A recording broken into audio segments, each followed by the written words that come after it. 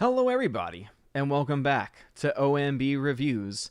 I am the critic who is a cynic, and welcome to the third annual Wednesday Raven Awards, which just so happens to be episode 243 of the Welcome to Asgard podcast. Tonight is a very special night. It is a night where we boycott the Oscars.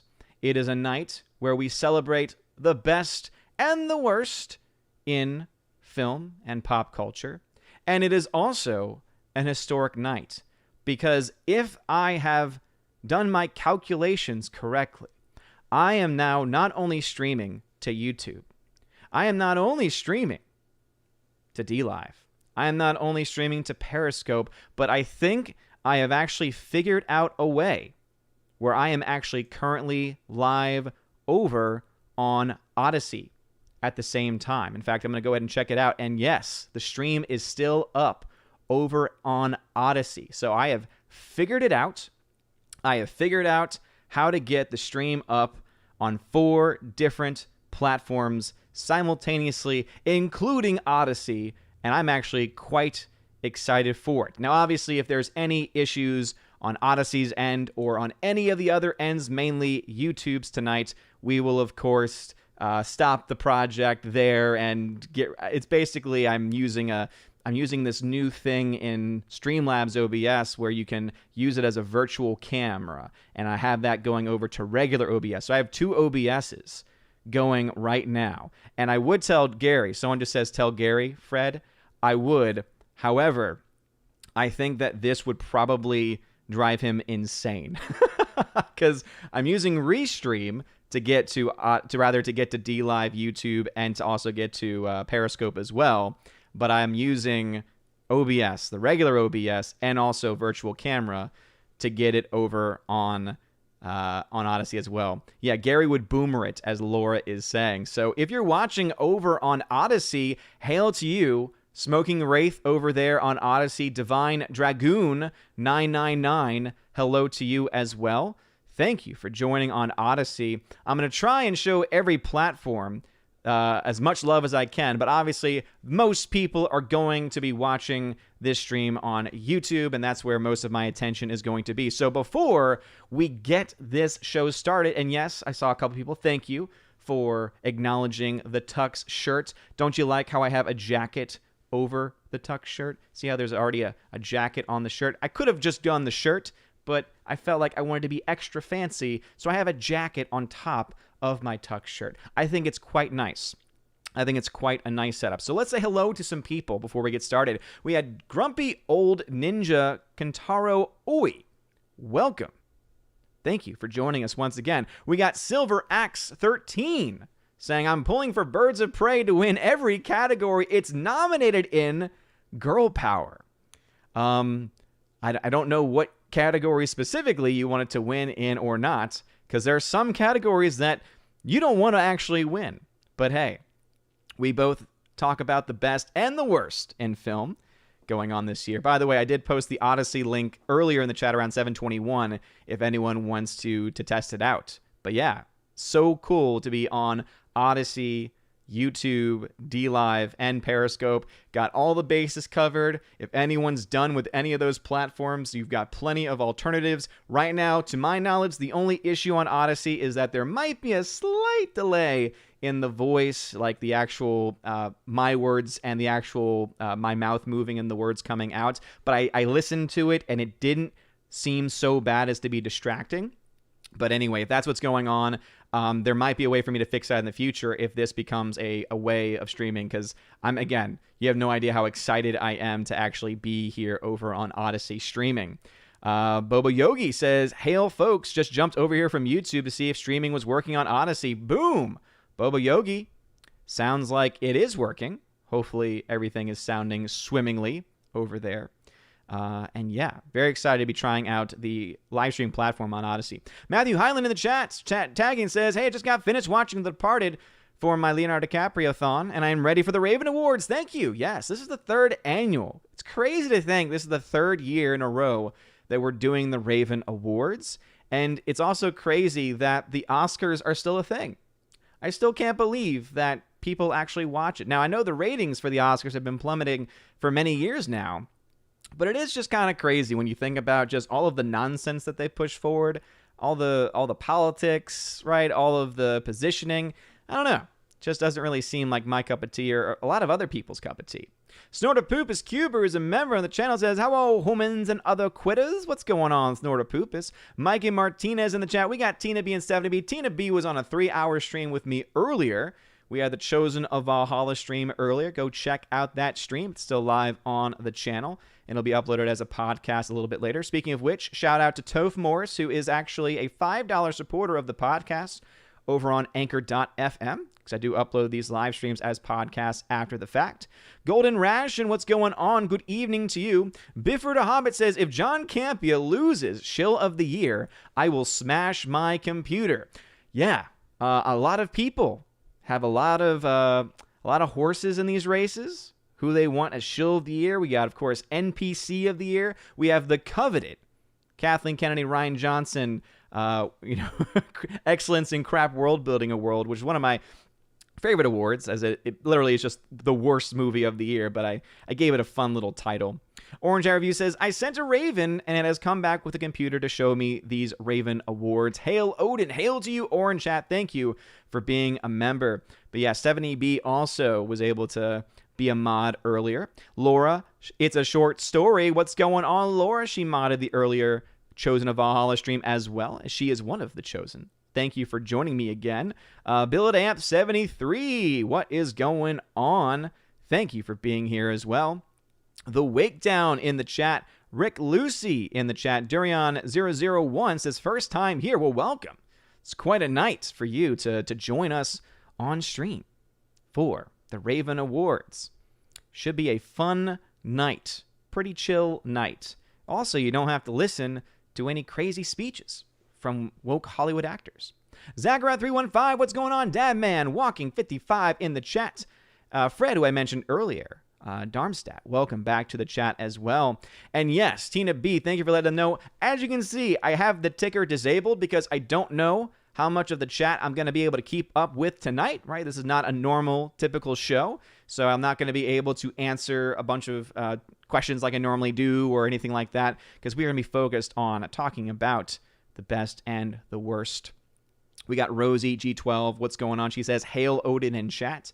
She is also one of the members here. Tina B says, oh, look at Mr. Snazzy looking good. Well, thank you very much. I appreciate it. Thank you, thank you, thank you. Divine Dragoon, there he is over on the YouTubes. Bruce, hail to you. Glad to have you here as always. Yes, indeed, I am a fancy pants, Laura. Gradandia, what's going on? We got Melancholy Sith Lord in the chat as well. Pat Ashes, a member, says, I felt bad about not voting. My tablet would not let me vote. I even asked Odin about it on Friday night. When he replied, no idea, I felt absolved from voting at that point. Well, I mean, you could have just put it on a PC or a phone or something. I don't know. Because I haven't had issues with it on mobile devices in the past. So, Gomer Kyle, welcome to the chat. Great name there. Mr. Roy, one of my chosen. He was on that 3-hour marathon stream earlier. Rusty Shackelford, what's going on? Rosie212 says, honestly, without Odin telling me it's Oscar night, I wouldn't have even known. I stay away from the mainstream media, and I don't blame you. I don't blame you. There's not any good stuff there. Not any good stuff there. Stephanie B says, hello, Chief. Hello to you. Glad to have you here. Tamanwong55 says, with that beard and sharply dressed as Odin could be a part of ZZ Top. I don't know about that. But I do love how people are throwing some shade. I love Gary, but I also love doing the old man Gary voice. It's a lot of fun. 70B says, hello, Chief. Hello to you. Yes, indeed. Chudman Rising in the chat. JKDBuck76 says, I'm craving some Raven. Thank you. The Rain Man in the chat as well. Hail to you. Glad to have you here. Slicer Neon, Silver Axe 13 in the chat as well. Edgardo Martinez. What's going on? Rhaegar Targaryen as well. He's back. He was in the chat earlier as well. Thank you very much for being here. Hardwick, welcome to the chats. Welcome back, good sir. That comment is not related to anything that we're talking about, so I'm gonna skip it for tonight, man, because obviously that can be a part of our normal discussions. Elijah Neon says, I'd rather listen to a long-winded speech from a bald first-time father or a smoking hot Valkyrie if they want to say a few words tonight. Yes, Slicer, yes, especially from the Valkyrie. Someone asked if I have guests lined up tonight. Not tonight. My goal is that as this show, as the Raven Awards continue to progress and get fancier and fancier, because this year's awards are already a lot fancier with the graphics that I have planned. The first award of the night for best quote/one-liner, I actually was able to get the video clips of those quotes. I'm actually very excited because that's the only one where there will be video clips for. But in the future, it means that I could potentially have even more. And I would love to be able to collaborate with other people too. But with my schedule, especially with a 6-month-old, even thinking about that was just not in the cards. It's just a lot easier in order to get this done. And also, I don't plan on the show going on too long. In the past, like the first time we did it, we tried to go for as long as the Oscars were going on. But there's just no way after a 3-hour stream earlier that I could physically do that. So it is what it is. Rosie212, what's going on? Says, I love your old man Gary voice. Odin, that issue has had pad with his mouse on Friday was hilarious. Oh, that he had with his... Okay, gotcha. Yeah. By the way, thank you for letting me know that there is a very small delay. Let's see. What's going on over on the Odyssey stream? Yes, indeed, because we've got 7 watching on Odyssey. Thank you for supporting the Odyssey channel. Baba Yogi says there, the delay is about 0.5 seconds. Not too bad in considering, yeah. And that's something that I could definitely fix because I just need to make a delay on the video as well. And then that'll fix that right up. Then says, I know Odyssey is really working hard to get the live streaming working better. Salty Cracker will start his live stream at about 8:30. We'll probably crash the Odyssey live stream again. Oh, wait, was like all live streaming crashed when Salty Cracker streamed over on there? That's interesting. Interesting. Mech 1164, what's going on? Welcome. Thank you for checking out the Odyssey stream. Glad the Odyssey stream is still up and running. Very, very fun. Well, I think we're about ready to get started on this year's Wednesday Raven Awards. By the way, Phone Nemo, thank you very much for being the lone viewer over on D-Live. I very much appreciate you being a part of the D-Live fam. Let me just get some of my notes up. Anyway, the first category of the evening, and we will have videos for this category. It's the only one where there will be one, but hopefully in future years we'll be able to even increase the production value even more than what it already is. And also, I do apologize to the Odyssey fan because the fact that I'm even getting to Odyssey at this point is a miracle in my mind. But one of the downsides is that the audio from the clips will not play through on your end. But again, it'll be something I work on in the future. So, the first category of the evening, we go in reverse order. So we go with the 24th category because unlike the Oscars, who have decided to, combine categories and talking about adding new stuff to try and get more eyes on their show, even though it would be very easy for them to get more eyes on the show if they actually focused on the movies again, like they used to do. But hey, it is what it is. The first category, though, best one-liner or quote. So this category actually has a little history behind it. It used to just be best one-liner, and then I realized that there are some quotes that are more than just one line that are also awesome, right? They have the same impact as a one-liner, and so we have now, the only change we've made to it is just to include other quotes too. Specifically and more importantly, those shorter quotes. And so, for previous winners in this category, just to give a little history here, in the 2018, so in the first annual Wednesday Raven Awards, the winner was Deadpool with the line, "You're so dark. You sure you're not from the DC universe?" Very great line. Won that year. And then in 2019, the best line of that year was from the movie Joker, which swept the Raven Awards last year.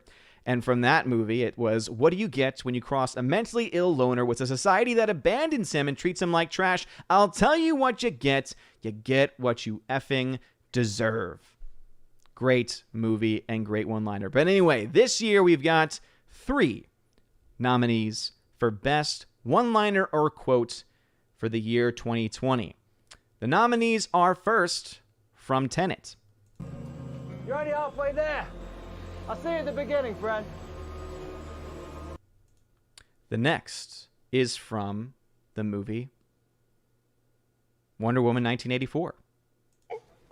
Life is good, but it can be better. Oh my God. Despite what you think about that movie, still awesome to have that quote so that way we can actually do memes with it. And the last movie to be nominated in this category is The Gentleman. What was it? Something about being beneath me, silver on back? There's only one rule in this f***ing jungle. When the lion's hungry, he eats. Very intense at the end there.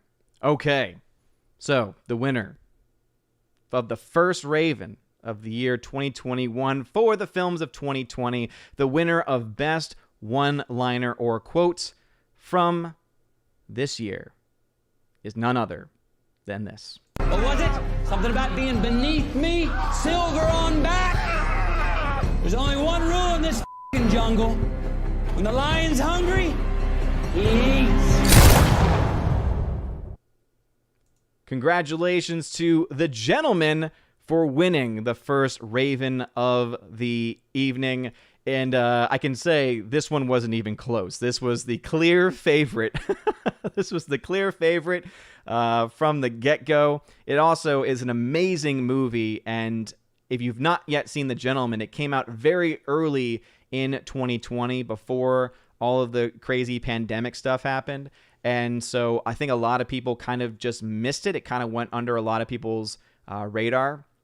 But it is a fantastic movie. And by the way, very happy I was able to find on YouTube a clip from the movie that had that had the curse words already censored, because that was the one thing I was kind of concerned about, because as you all know, we're a PG channel here. But yes, very happy to see The Gentleman get a Raven Award. Very well deserved. Best one-liner quote of the year 2020 goes to The Gentleman. There's only one rule in this effing jungle. When the lion's hungry, he eats. Fantastic movie. I actually don't know if it's out on HBO Max or not, but it's pretty great. Pat S says, doesn't seem like much of a gentleman to me. Yeah, you're right. You're right. I could definitely see that as being a reason why. Some would say, is it really The Gentleman? Is it really The Gentleman? Speaking of actual gentlemen, though, Andrew Hoyle has been a member on the channel for 9 months in a row. So thank you very much for being a member of the Army of Asgard. Thank you, thank you, thank you. Tubu says, The Gentleman does not ring a bell. Well, if you've not seen The Gentleman, you need to. It is arguably one of the best films of last year. It's one of my favorite movies of last year. It's one of the few movies that actually got a solid A from me over there in 2020. I don't know why I said over there in 2020, in the year 2020. It's really good. That and Mank were probably in my top 2 movies of the year, but there were some pretty good ones that came out. The Gentleman, though, freaking fantastic. If you've never seen it, put it on your list. David Riley, 1972, over on Odyssey, says, best live stream ever. Well, thank you for joining me on Odyssey. Again, I'm just amazed and happy that it's actually going over to Odyssey right now. So thank you very much for being here. Let's see. Slice of Neon says, in the jungle, the movie jungle, the lion eats tonight. Great song reference there. Great song reference there. And yeah, shout out to Andrew Hoyle. He wasn't able to make it on the Chosen of Valhalla stream earlier, and I hope he's doing okay. One angry historian says he's never heard of the movie before, and now it's on his list. Yeah, seriously, it was a movie that I saw late. I didn't see that movie until late 2020 or early 2021. So it was very late when I actually saw that movie. And the reason why is because it was on sale on 4K for like $10. And I had heard great things about it. And so I figured, hey, for $10, it's the same as if I were to pay for a cheap tickets or to pay for a, VOD rental. And I get to actually own the movie on 4K. So I figured, why not? And so I finally watched it and I was like, man, I'm so sad that I missed out on it when it first came out. It's some of the best work that I've seen. It's some of the best work that I've seen from. I'm blanking out right now. I need to use my cheat sheet. This is what happens when you stream for 3 hours. You forget amazing people. Guy Ritchie, that's what I was looking for. It's one of the best things Guy Ritchie's ever done. Because I know a lot of people like his films like, Lock, Stock, and Two Smoking Barrels and movies like that. But for me, those were always so difficult just to understand what was being said. It was harder for me to be able to actually understand it. And so this movie to me was much, much easier to understand just from a dialogue perspective. And in doing so, it actually made it a lot more enjoyable. Made it a lot more of an enjoyable experience for sure. Let us see before we go to the next category. Pat S says, no words. Yes, indeed. Those are some no words in that movie. Absolutely. Orange Eye Reviews says, people forget in the beginning Matthew McConaughey was a dragon slayer from the Kentucky Irregulars. That's right. Rosie G12 says, I gotta see Mank. I love Gary Oldman and Charles Dance. Who here has seen it besides Odin? Yeah, I definitely big fan of Mank. And that one I think is still available on Netflix of all things. Baron Karza says Snatch still holds the top spot for me. Yeah, Snatch is a good movie. Out of his older films, Snatch is probably my favorite. I like it more than Lock, Stock, and Two Smoking Barrels. But I think The Gentleman I like The Gentleman more than that. Even Snatch. And it's because of the fact that I can just understand what they're saying. It's not just the story. It's the fact that I can actually just understand what people are saying in The Gentleman a lot better than than anywhere else. Anyway, let's go ahead and go to the next category because, unlike the Oscars, we keep things rolling. We keep things rolling here. So this is the category. This is 23rd category, and this is Best Stunt Work. So unlike the Oscars, who really don't care about their stunt teams, which is really, really sad when you think about it, because stunt teams, especially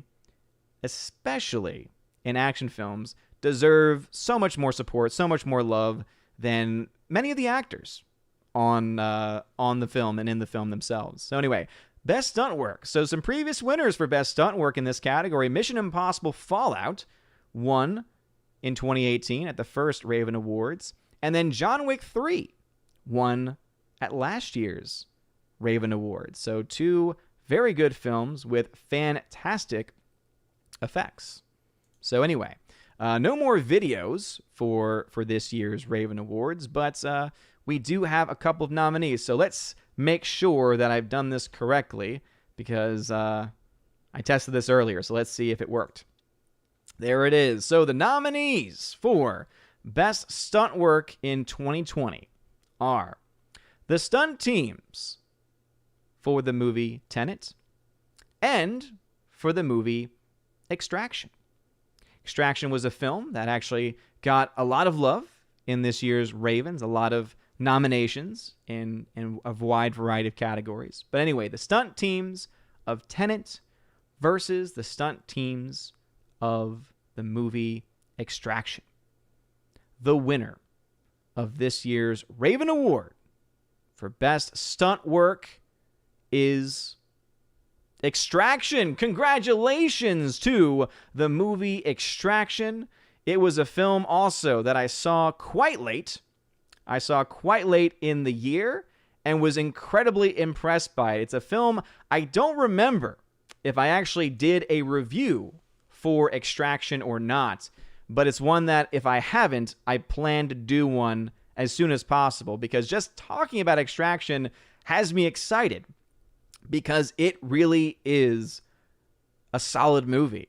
And a lot of it comes down to Chris Hemsworth buying into the role, because it's a movie that story-wise might not be the strongest, but because Chris Hemsworth is actually giving his all in it and actually cares, it is absolutely worth talking about, right? It's what makes the film actually worth anything, because he cares. Because there's movies out there where the scripts aren't that good, but the main actors, for some reason, they were able to get really good people, and then because the main actors just don't care, boom, it just doesn't work. And so whether or not they buy into the story, whether or not they buy into the movie, whether or not they care about the movie is incredibly important. So anyway, congratulations to Extraction for winning Best Stunt Work of 2020. There was another category I was trying to get videos for, and it's a little bit later in the show, and it was for like Best Action Sequence, Best Stunt Sequence. And I just kept falling into issues, finding like full clips and getting them edited down. And then obviously that YouTube's copyright system sucks, which is again one of the reasons why I like streaming over to DLive, and I like streaming over now to Odyssey as well. Divine Dragoon over on Odyssey, speaking of Odyssey, says, Odin, have you seen the movie Willy's Wonderland? It released earlier this year and is a fun movie to watch. I haven't. I've heard about it, but I've heard mixed things. I've heard some people say it's fun. I've heard a lot of others say I would not like it. So I don't know how to take that. I don't know if there's like excess nudity or anything like that in the film, because I don't like movies or shows that have random excess nudity where there's just no reason, there's no purpose for it. So actually, I just don't even know what the movie's about. So I'm just totally thinking that's the reason why people said that I wouldn't like it. But I've heard mixed things about it, but I've not seen it myself. And then TubeU says, Extraction, heard about it, don't think it already came out, worth to watch because of Hemsworth. Yeah, it did already come out. That's another one of those movies you can find on Netflix as well. It's a Netflix exclusive movie. Butt Crack Media, thank you very much for the super sticker. Dropping the poop emoji. Very appropriate with the name Butt Crack Media. Oh, man. Keely Chow in the chat. What's going on, Keely Chow? Glad to have you here. Sasha Neon says, I'm conflicted. Is the WandaVision how it should have ended the funniest video I saw today, or is the Captain Falcon pitch meeting the gut-busting victor? So hard to choose. I haven't seen either, so I cannot speak for you there. By the way, we do need to shout out the YouTube. We got 81 people watching. Thank you very much, everyone, for choosing the Wednesday Raven Awards to watch tonight. I know that in 4 minutes, technically, there is a terrible other show happening called the Oscars. It used to mean something. Now it means nothing. So I'm thankful that you have chosen to be here instead, where we talk about both the best and the worst in the year 2020 for movies. We've got another best of category, but then we have our first worst of category. So I'm very excited for the next two categories that we have to talk about, and we'll go ahead and get started with it. So let me just make sure that there's no other comments that I didn't read yet. Nope, there are not. So anyway, let me see if I can get this. So this should have up the last category. Yes, indeed it does. All right, the next category is Best Animated Movie. Previous winners of Best Animated Movie have been Spider-Man Into the Spider-Verse from 2018 and Klaus from 2019. This year the nominees are Soul from Disney Pixar and the movie Wolfwalkers. So we have the movie Soul from Disney Pixar and Wolfwalkers, which actually was an Apple original movie, which I was actually quite intrigued by. And it got nominations, and it got a lot of support, which was very cool to see. The winner of this year's Raven Award for Best Animated Movie for the year 2020 is Soul. Congratulations to Disney Pixar Soul. I'm going to be honest. Soul really was a pretty great movie. It actually was pretty solid. It's a movie that I think definitely could have been better. But at the same time, I think that it has a heart to it that is really hard to not see. So very happy that Soul has won for Best Animated Movie of 2020. If anyone's wondering why there's only a couple of nominees, this year we kind of had a shortage in the nomination process, because for those wondering, the way I make things work for the Raven Awards is I open up the nomination process. So any person can nominate any movie, any person for any category. This year, though, we only had about maybe 40 or so people put nominations forward. And so it put me in the position where I could only logically put forward nominees as official nominees that had at least 2 votes.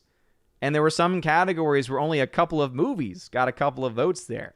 Luckily, we had like 170. I still have this pulled up. We had 179 people who actually cast official ballots choosing the best and worst of the year 2020. So happy to see that participation there. But anyway, that's the reason why the nominees in some categories, it's a lot smaller, because there wasn't a lot of people getting nominated. So anyway, congratulations, though, to Soul. It's great. I started watching Wolfwalkers a couple weeks ago because I got an iPhone when baby Thor was born, because just sending pictures, videos between family. If you have an iPhone and you have family members, you know that it's really good for sending media and things like that at its full quality.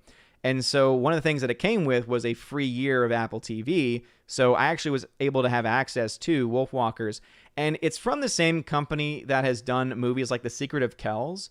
And though I really appreciate and like their animation style, I've just never really been crazy about their stories. Because a lot of them, and this is coming from someone that typically loves Irish stories, because I'm Irish heritage. I think it's like 30% Irish heritage. You all know, a lot of us are mutts here in America, but I love Irish stories, and so I thought that I would really love the movies that came from this company. But in the end, I don't know. It's just, there's just something off about the way the story is told, where it's hard for me to get into them. So I got about 20 minutes or so into Wolfwalkers. And again, the animation's beautiful. So I understand it deserves a nomination simply because of the style alone. But yeah, not really my cup of tea, though. Not really my cup of tea. Also, if you're watching over on Odyssey, thank you very much. There's 10 people watching over there. Smash that fire button, please, if you could. I would very much appreciate it. Can smash that fire button, as it is a fire button over there. And thank you for watching. I appreciate it. I don't know if you can tag channels over in the live discussion on, if you can actually tag channels on the live discussion on Odyssey, because the way it works on YouTube is if my channel gets tagged, or the code word that we have for the channel gets tagged, it highlights. So I don't know if there's something similar that happens on there. But anyway, to you, thank you very much for watching over on Odyssey and for sending that fire emoji in the chat. Appreciate it. Pat S is happy and just says, "School." Tina B says, "Next year we need none of the above. I didn't see either of those animated movies, so I had to do eeny, meeny, miny, mo. I had to pick something, not sure what." Well, Tina B, no, what that means is that you should, before voting, watch all of the movies that get nominated. Or at the very least, do research on the ones that are really bad, and then make a decision from there. But to pick a none of the above option, no. I will not allow it. I will not allow it. Never, never, never. Super says, "The studio that did Wolfwalkers is so cool. I love their aesthetic. I hate that it was an Apple exclusive. I refuse to buy their service." Well, their service really doesn't offer a whole lot as far as exclusive content. The only reason why I even had a chance to watch it was because I got it for free for a year. So, but Tina, I will not give a none of the above option. You must be crazy. You must be crazy. Get out of here with that nonsense. Sasha Neon says, "No Dominion voting software involved in this year." No, not at all. Not at all. In fact, a lot of it was very close. There were a couple of categories where the winner, there was one in particular where the winner won by 1 vote. So that's actually, I'm kind of glad that I shut it down when I did last night, because if I had not, it would have been, I don't like ties.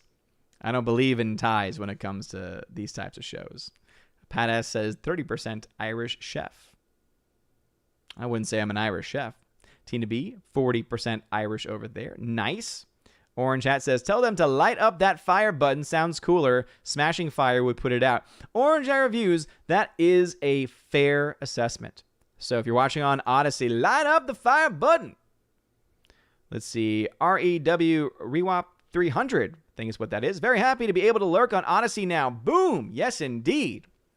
Lurk on Odyssey. Smash that fire. I did it again. Light up the fire button. There it is. Light up the fire over on Odyssey. So cool that I can actually be on Odyssey right now. Could potentially mean leaving DLive behind in the dust. But I do love my DLive fam. So I will work with all platforms for as long as I physically can. Soul Assassin says Odin got that tux from the Continental. Paid 2 gold coins. I wish. I wish. Hardwick says, animation historian Jerry Beck claims that Warner Brothers is going to start phasing out physical media starting next year to focus on streaming. Alrighty then. Anyway, Soul Assassin says he's getting some buffering. If anyone else is getting some buffering, please let me know. Laura says Regina King's dress is horrendous. Laura, why are you watching that? Don't watch that garbage over there. Don't watch that garbage. To try and give you an option, to try and give you an alternative, what I'm going to do then is I'm going to go to another category. All right, let's go to, oh yes, the first negative category of the year. It is a fun category, and it is NPC of the year. So previous winners in NPC of the year have been Brie Larson, who was a 2-time winner. Brie Larson won NPC of the year in 2018 and 2019. So she was 2 for 2. Kathleen Kennedy has been a 2-time nominee in this category. And let's just say, this year, Brie Larson's streak was ended because she didn't get nominated.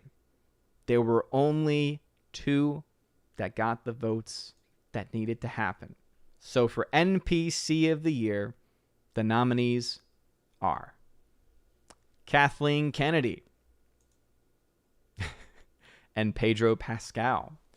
2 nominees this year for NPC of the year. So unfortunately, the streak that Brie Larson had officially ended. Officially ended because of the technicality that she didn't get nominated. She didn't even get a second vote. But that just means that the nominations were pretty overwhelming for these 2 in general. So, the NPC of the year. And just to define how we, at the Raven Awards, define NPC of the year, is someone using no critical thought or reasoning skills, simply regurgitating a set of arguments and non sequiturs bequeathed to them by someone else. That's how we define NPC of the year, which is why this year, the NPC of the year, by more than a few votes, is none other than Pedro Pascal. Congratulations to Pedro Pascal. I think what put him over the edge this year was all of his Twitter rantings, all of his talk of going after political opponents, putting every single person under a single category, and yet Pedro Pascal still under employment of Lucasfilm, while Gina Carano, who is just talking about freedom and not calling out anybody specifically, not calling anyone a Yahtzee, like Pedro Pascal has done. Oh no, she has to go.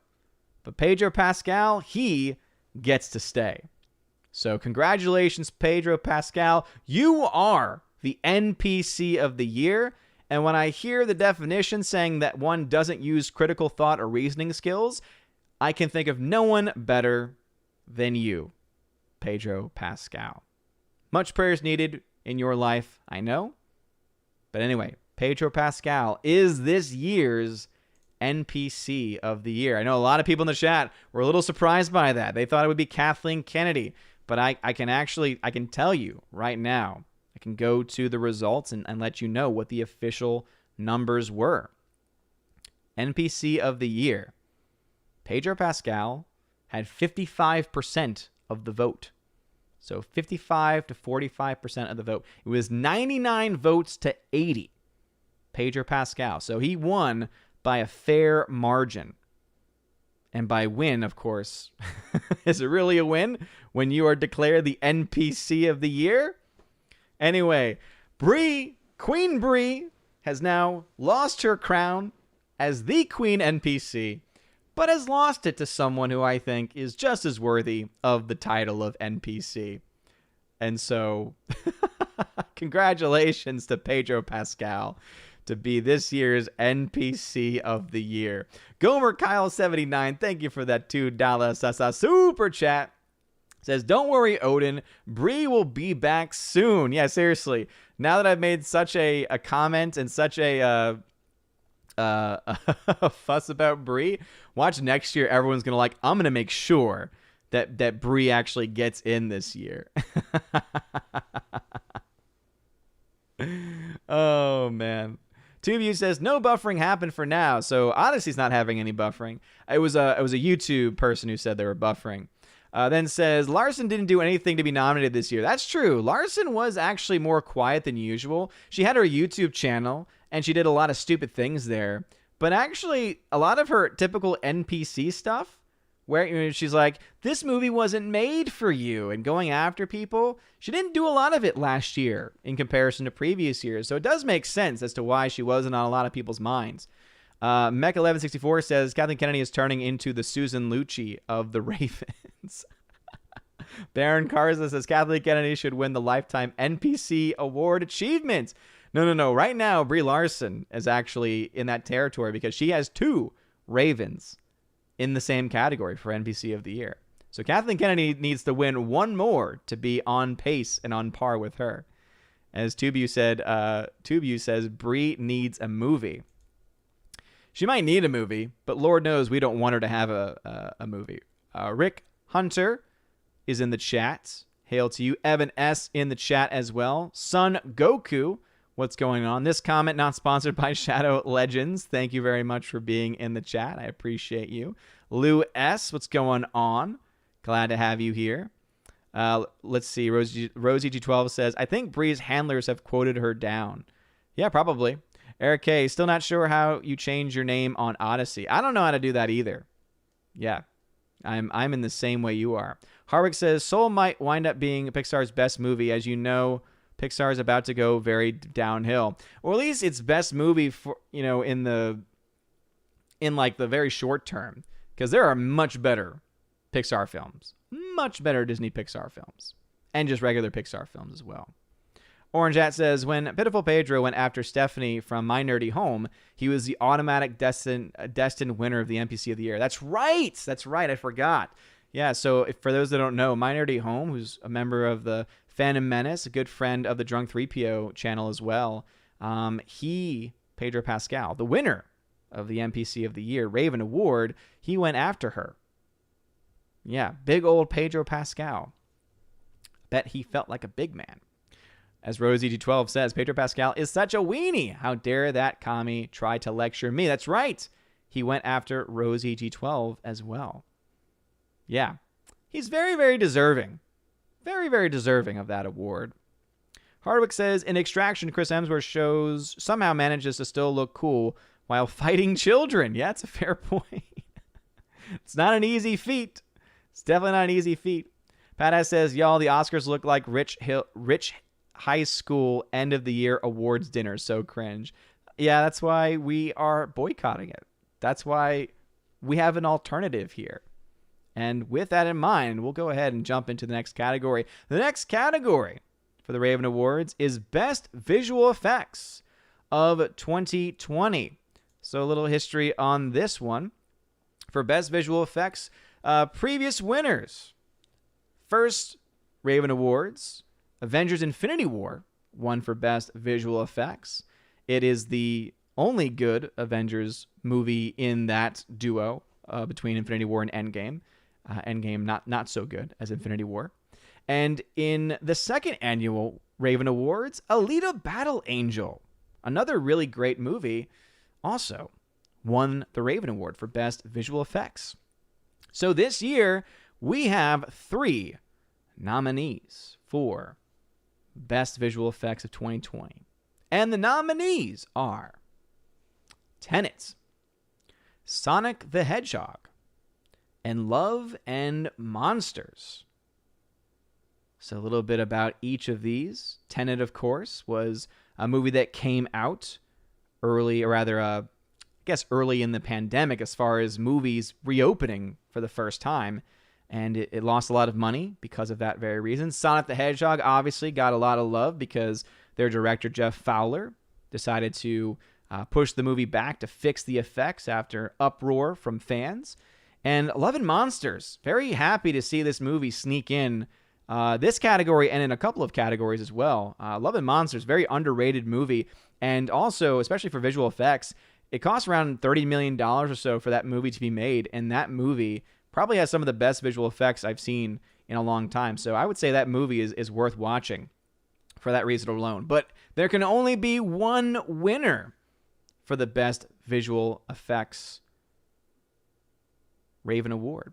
And so therefore, this year's winner of Best Visual Effects is Tenet. Congratulations to Tenet.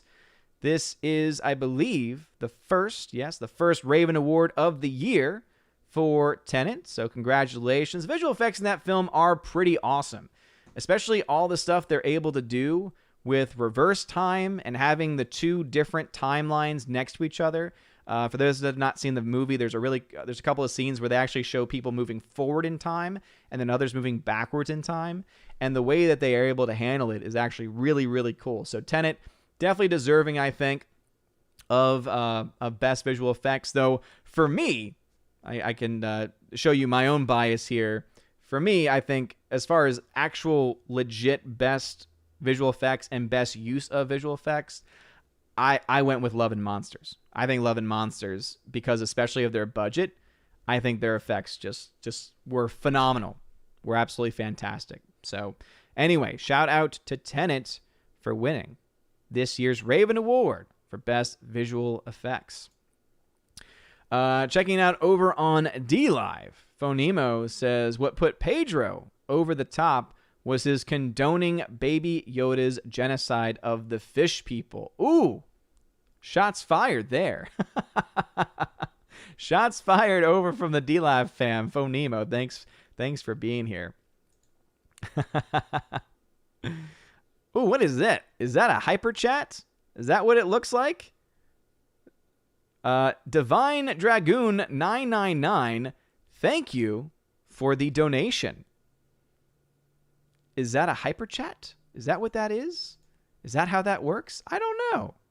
But anyway, Divine Dragoon 999, thank you for the donation over on Odyssey. I appreciate that, man. Thank you.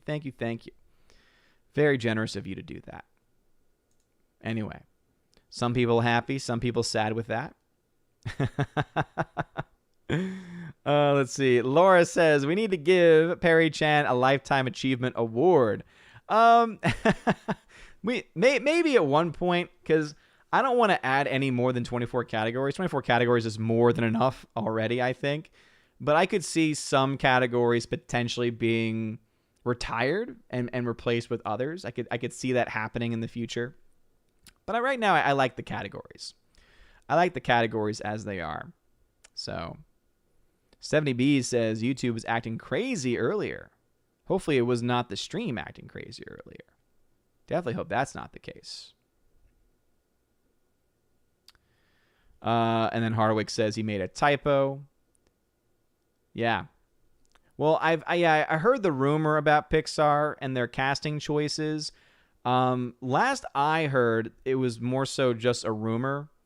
There wasn't any actual, like, once a mainstream news outlet covers it, then I'll probably take it a little bit more seriously.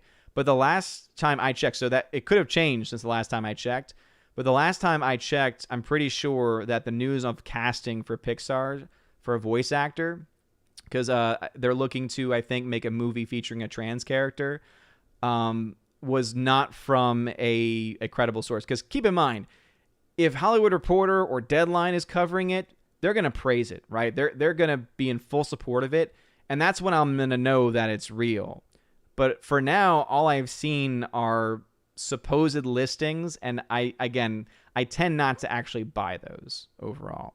But getting back to the comment made about Perry Chan, Laura had mentioned Perry Chan. Perry Chan, he deserves more than just a Lifetime Achievement Award. He deserves everything.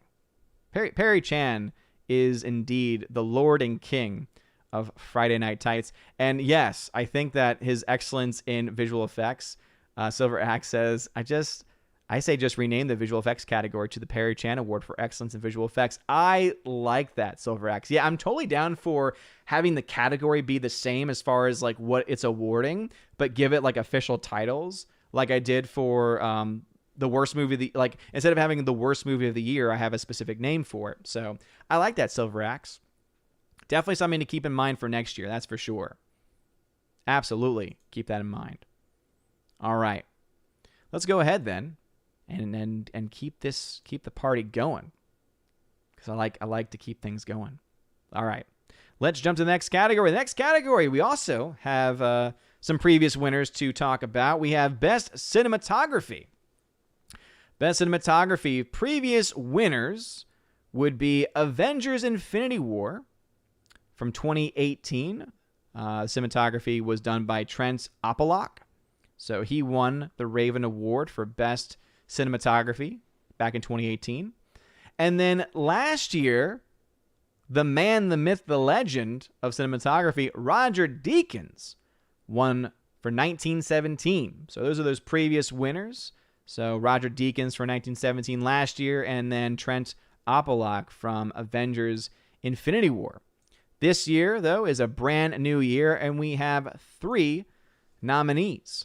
So the nominees for Best Cinematography of the year 2020 are, and I'm sure I'm going to butcher some names here, Eric Messerschmidt for the movie Mank, Hoyt van Hoytema for the movie Tenet, and Joshua James Richards for Nomadland. And the winner for The Raven for Best Cinematography of 2020 goes to Hoyt van Hoytema for Tenet. Congratulations to Hoyt van Hoytema for Tenet. One of the best parts of Tenet for sure is the cinematography. Obviously, a lot of the visual effects that we see in the movie is very much stuff done in camera, or at the very least done in conjunction with the camera, getting those reverse moving shots as well. So very well deserved there. Anyone wondering who he is on the screen, he's the one that's on the far left with the epic beard and his hand up as he is explaining everything going on. So boom, Hoyt van Hoytema, congratulations for winning Best Cinematography for the year 2020.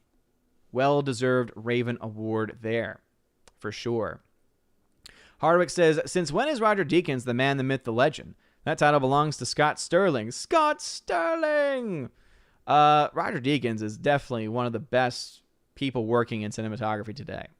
I mean, when you look to the films that he has done, it's just, there's very few cinematographers still working today that have the pedigree that he has. It's kind of similar to how I got a lot of hate when I had one of the polls up for best scores, and I put up Ennio Morricone, who I think is an iconic film scorer, and I put him up against John Williams, and some said, you know, John Williams wins no contest. And I understand John Williams is by far one of the most iconic living composers today. There's no doubt about it. Like you look to the movies that dude has composed, the dude is a legend, the dude is a genius.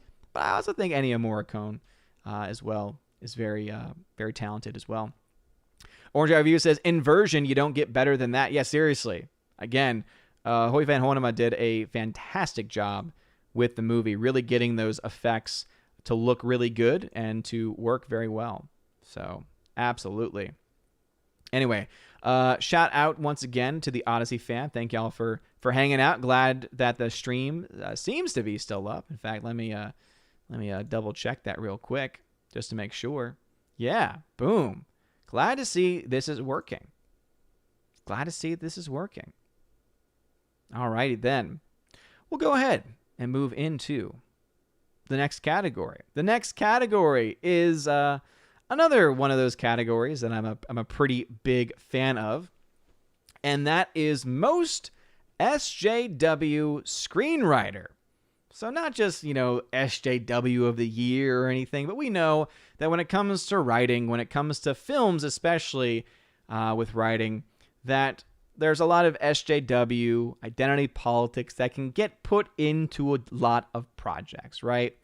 And the way that we define SJW here for the Raven Awards is a person who pretends to be fighting for social justice, but in reality is consumed by or a desire for moral superiority, validation from their peers, that's definitely a big one in Hollywood, a hatred of anyone with dissenting views, a need to destroy or disrupt anything that wasn't built for or by people that share their gender, race, sexuality, etc.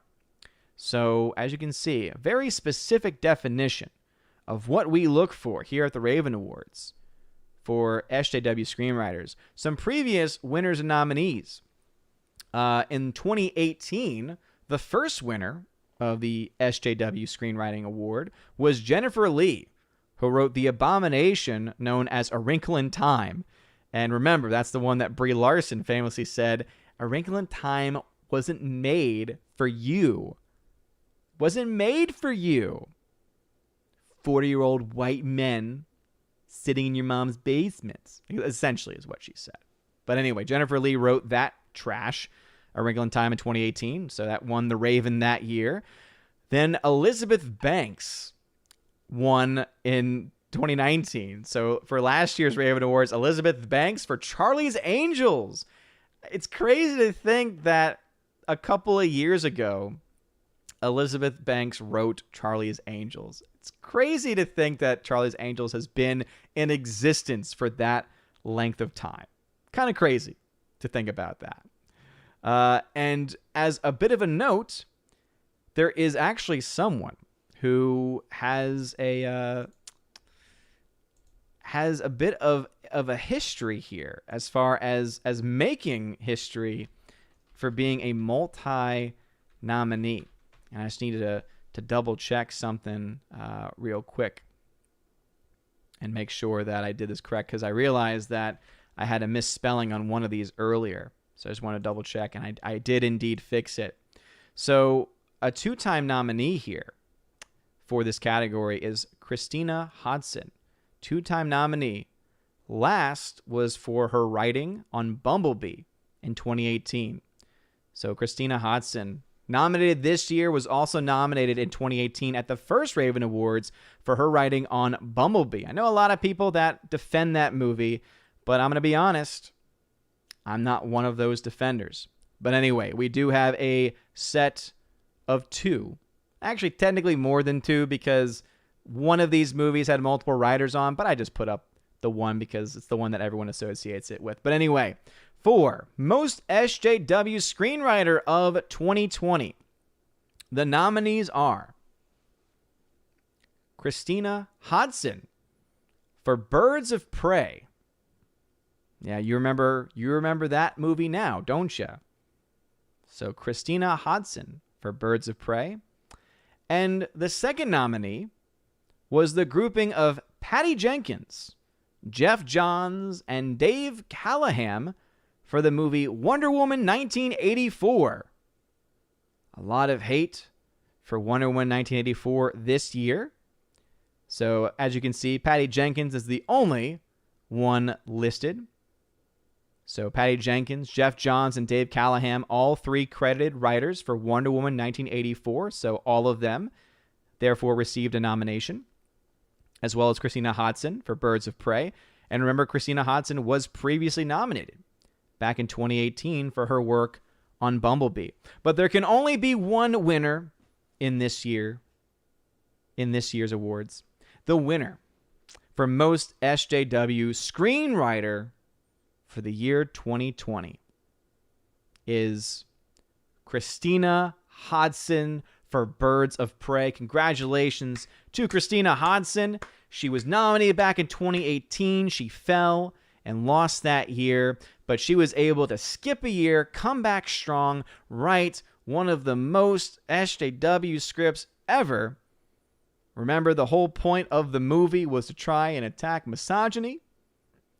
The actual director of the film came out and said that during the pitch meeting for the movie, she just had a bunch of random things put together, including Trump speeches, to try and sell the movie. Yes, she had clips of things, including Trump speeches, to try and pitch why she should be the one to make a Birds of Prey movie. And so, of course, when asked to write the film, Christina Hodson said, "No problem. I'm on board. I got this." And by the way, if you want to really be scared, I would look up Christina Hodson's IMDb, because she is attached to several movies coming up in the future, including the screenplay for the upcoming Batgirl movie, which has been announced. She is also writing the Flash screenplay as well. So if you were worried before, Birds of Prey, again, Christina Hodson winning for Birds of Prey's screenplay. She is also currently the screenwriter for the Flash movie, the movie that many DCEU fans think is going to save the DCEU. Yeah, some people didn't know that. Because when you think about it, most people don't care about those other categories. Like, typically people, when they talk about movies and think about movies, they think about directors and producers. Usually you don't think as much about the writers, or at least, if there's a group of writers, which specific writers are attached. But yeah, Christina Hodson, writer of Bumblebee and Birds of Prey, is currently the one still listed on IMDb as the screenplay writer for the Flash movie, the upcoming Flash movie, set to come out in 2022. And she has been announced to be the writer for Batgirl. So any DCEU fans out there, all I can say is good luck. That's pretty much all I got for you at this point. Oh man. But anyway, Rosie G12, thank you for being here again. Hardwick says, don't forget that Christina Hodson is also writing Margot Robbie's Pirates of the Caribbean movie. I would, however, according to her IMDb, that has not yet been announced. So that may have been discussed, but at this point in time, we cannot confirm this on the OMB Reviews channel because she isn't listed. Because in fact, let me pull up Margot Robbie as well, and let's see. I'm not even seeing that movie listed under her filmography either. So that's not even officially announced then either. Because sometimes actors will mention movies, but that doesn't mean that it's officially announced, right? A movie's officially announced when they actually start pre-production, and it gets like a green light. So it looks like that's what she wants to do, but it doesn't sound like it's been greenlit in any capacity whatsoever. But if it does go through, and Christina Hodson's like, I'm on board to write it, we can only imagine the kind of story we're going to get from the writer of both Bumblebee and Birds of Prey. So anyway, congratulations, Christina Hodson. Very well deserved award for you. All right, let's go to our next category. It's a big one. I like to do this one a little bit earlier because there's just a lot of other awards and other areas of filmmaking that I think deserve a little bit more attention. But I do think this category is still very important. And that category is Best Director. So yeah, big award to give away right now. So let's talk about a little bit of the history of Best Director at the Raven Awards. So the Russo brothers won Best Director back in 2018. So at the first annual Raven Awards, the Russo brothers won for Avengers Infinity War. They then had no chance for Endgame, because even though there are some that still defend it, it's mixed enough to where even that movie couldn't get enough love. Last year's winner, though, so for the second annual Raven Awards, Todd Phillips won Best Director for Joker. Again, Joker did incredibly well during the 2019 Raven Awards. But this year, we have actually 4 nominees. One of the very few categories where we actually have almost a full set of nominees because of A Lot of Love. But anyway, the nominees for this year's Best Director are as follows.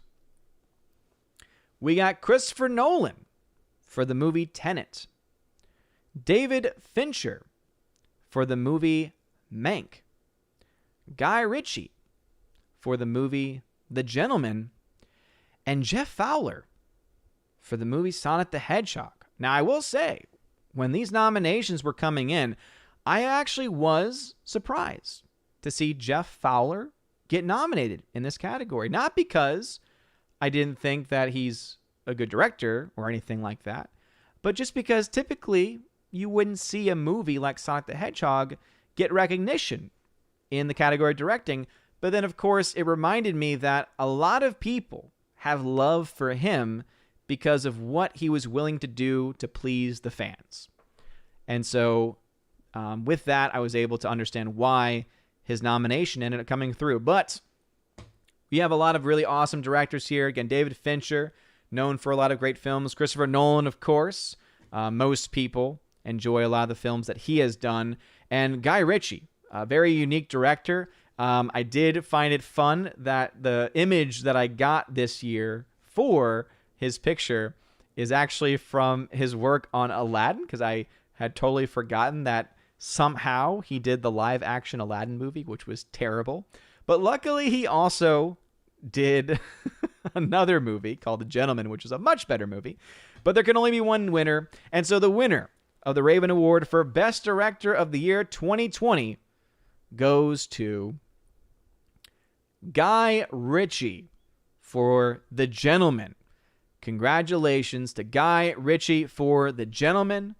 It's his first ever Raven Award and first nomination. Congratulations, good sir. You are well deserving here because The Gentleman, as I said previously, is a fantastic movie. Incredibly well directed. And it shows that when Guy Ritchie has full control of a project, he can do amazing work. And that is the only reason why I think, and actually it's the reason why I know, live action Aladdin did not live up to it. Because Lord knows Disney had a lot of control over that specific project. But anyway, Guy Ritchie, this year's winner of the Best Director Raven Award. Thank you again to everyone who voted in that category. Just to go over some of the categories we've mentioned already. For Best Visual Effects, Tenet won overwhelmingly with 60% of the vote. The next highest was Sonic with 28%. For cinematography, Hoyt van Hoytema got 70% of the vote with 126 out of the 179 total votes. For most SJW screenwriter, Christina Dodson dominated with 105 votes, 59% of the vote for her. For Best Director, this is that category I mentioned earlier. This was that category. It was decided by one vote. One vote. And it was pretty close for at least three of the directors. Christopher Nolan had 50 votes. Guy Ritchie, who won, had 57 votes. In second place was Jeff Fowler with 56 votes. So Guy Ritchie won by 1 vote. Surprisingly, David Fincher had the least amount of votes with only 16. I figure a lot of people were not able to see the movie Mank this year. But yeah, only 9% of the vote, where it was pretty much split 30% for all the other ones. Anyway, a little bit of the insights into this year's Raven Awards. That's the other thing. You don't get that at the Oscars. The Oscars, they just tell you the winner, and they expect you to trust them. They don't tell you what the actual voting breakdown is or how close it was or anything like that. I have no problem giving y'all the insight into all of these things. And also, thank you everyone still here. Smash the like button if you're watching on YouTube. I messed it up again. Light up the fire button if you're watching on Odyssey, because I am indeed simulcasting this stream. We're on Odyssey. I was able to make it work. I'm on Odyssey, I'm on YouTube, I'm on Periscope, and I'm on DLive. So every person should be covered by that. All of the alternate platforms are indeed available. For that.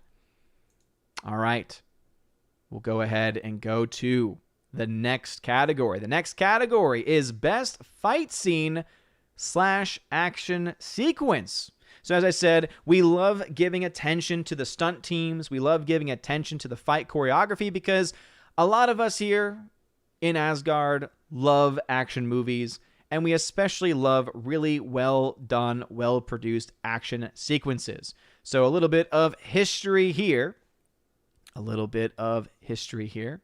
We have the first ever Raven Awards we ever had. The Raven Award went to Mission Impossible, specifically for the bathroom fight scene. And for any fans of Superman, for any fans of Henry Cavill, that scene featured him fighting with Tom Cruise in the bathroom. So that scene won in 2018 for Best Action Scene Fight Scene. And then last year, John Wick 3 won the Raven Award here, specifically for that knife fight scene. And if you've seen John Wick 3, you know exactly what scene I'm talking about. It was definitely the coolest scene in the entire movie. Anyway, those have been the previous winners for the Raven Awards, but we've got a new set. We've got 4 nominees. I wanted to get videos for these to show the actual stunts. Unfortunately, I was not able to get that to work this year, but we do have some nominees this year. And so the nominees for Best Fight Scene Action Sequence for the year 2020 are Extraction, The Apartment Fight, Fat Man with Mel Gibson, The Final Shootout Scene, Tenet, The Backwards Car Chase, and once again, Tenet, The Inverted Hallway Fight. So Tenet got 2 nominations in this category for their backwards car chase and the inverted hallway fight. Fat Man, a little gem of a movie that deserves a little bit more love, I think. Got some love for the final shootout sequence between Santa Claus and a grown-up who was given coal as a child. And Extraction, of course, which has previously gotten some love for the stunt work and stunt team in it as well. And that specifically is the apartment fight. And specifically, it's a scene where they do it in a one take. And it's pretty awesome, the way they do the one take. But anyway, even though all of these are great effects, all of these are pretty awesome scenes, there can only be one winner. And so therefore, the winner of this year's Raven Award for Best Fight Scene Action Sequence in the year 2020 goes to Extraction for the apartment fight scene. Congratulations to Extraction, picking up another Raven Award. It had previously won for Best Stunt Work earlier, so it actually made a lot of sense, because a lot of the people that gave the same love to the movie for its stunt team and stunt work obviously gave love to a specific action of that stunt team as well. And you can find it. There's a video online. You can find it on YouTube. I'm sure other video platforms too that show you the specific apartment fight sequence. And specifically the one where they actually are able to do it in the one take.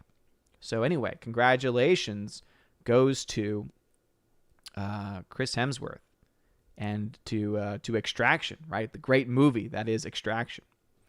Let's see. Alex McCarthy, what's going on, man? Coming in late, says, howdy, Odin. How's it going? Crazy day here. Packing up for Texas, moving for a Texas move while doing IT training homework. Break for a little Ravens. Well, thank you for joining the Raven Awards tonight, Alex McCarthy. Wait, are you doing like a full move to Texas? Are you and the family officially moving up? Rosie G12 says, how do you keep all those platforms straight? Odin, I don't know. It's lucky because DLive, there's only one other person watching, so that's easy to keep up with.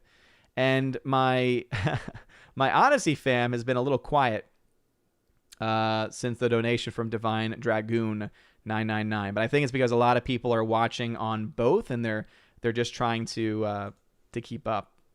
But yeah, Divine Dragoon, thank you again for that tip, is what they call it, I guess, over here on Odyssey. But yeah, I got a lot of tabs, and somehow, some way, I'm able to keep it going.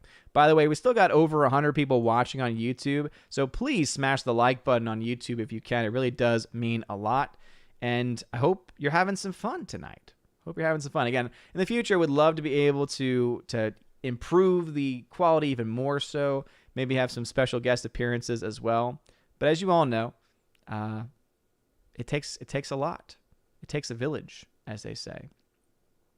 Pat S. says, Old Boy did it first. There's a lot of movies that have done the one-take shot. There's a lot of movies that have done it very well. So, Harwick says, did you know David Leitch and Chad Stahelski of John Wick directed the action in Captain America Civil War? I did not know that, but it helps to explain why it's pretty good.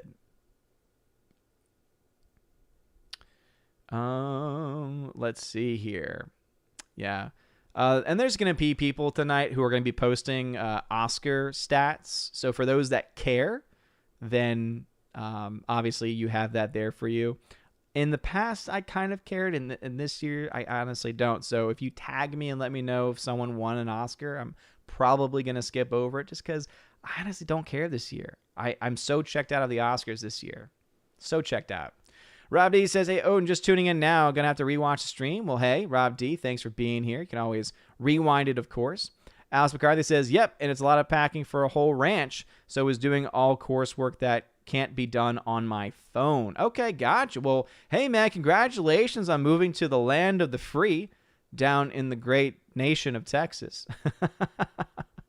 And thank you for being here still. Good luck with that. Pat S. says, Odin, I hope your bride gets some quality time next Sunday. I feel kind of guilty about our time today. Well, that's why I canceled the stream yesterday. So don't forget, Saturday's stream was canceled. So I was able to spend the day with her yesterday. So don't worry. Don't worry. Some people are getting some buffering on YouTube. Again, apologies for that. Doesn't sound like it's a widespread issue so far. But anyway.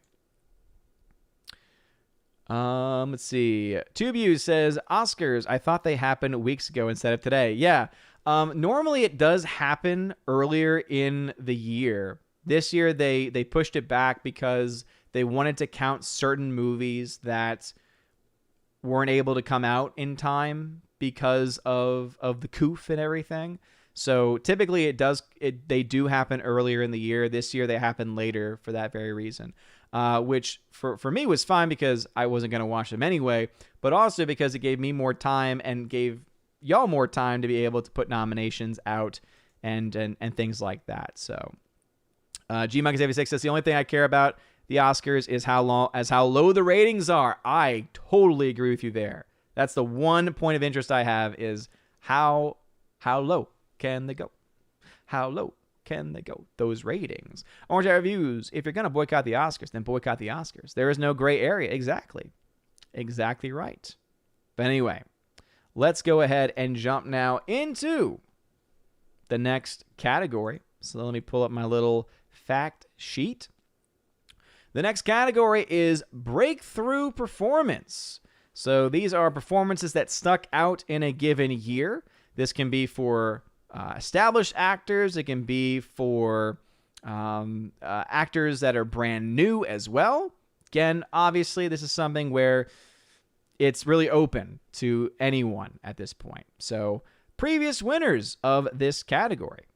So again, previous winners of this category were Rami Malek, who had won for Bohemian Rhapsody in the first year's Raven Awards. Also, Joaquin Phoenix won last year for Joker of 2019. So a couple of really talented actors there have won previously for this award. This year we have 3 nominees. And before I go, Pat S. also saying he's getting some buffering, so hopefully it's not a major issue for anyone else. One angry historian says, by and by, this is the first movie award show I've watched in this century. Hey, well, thank you for letting this be the first one then. So let's go ahead and get down to it. Let's go to the next category, which is, as I said, Best Breakthrough Performance for the year 2020.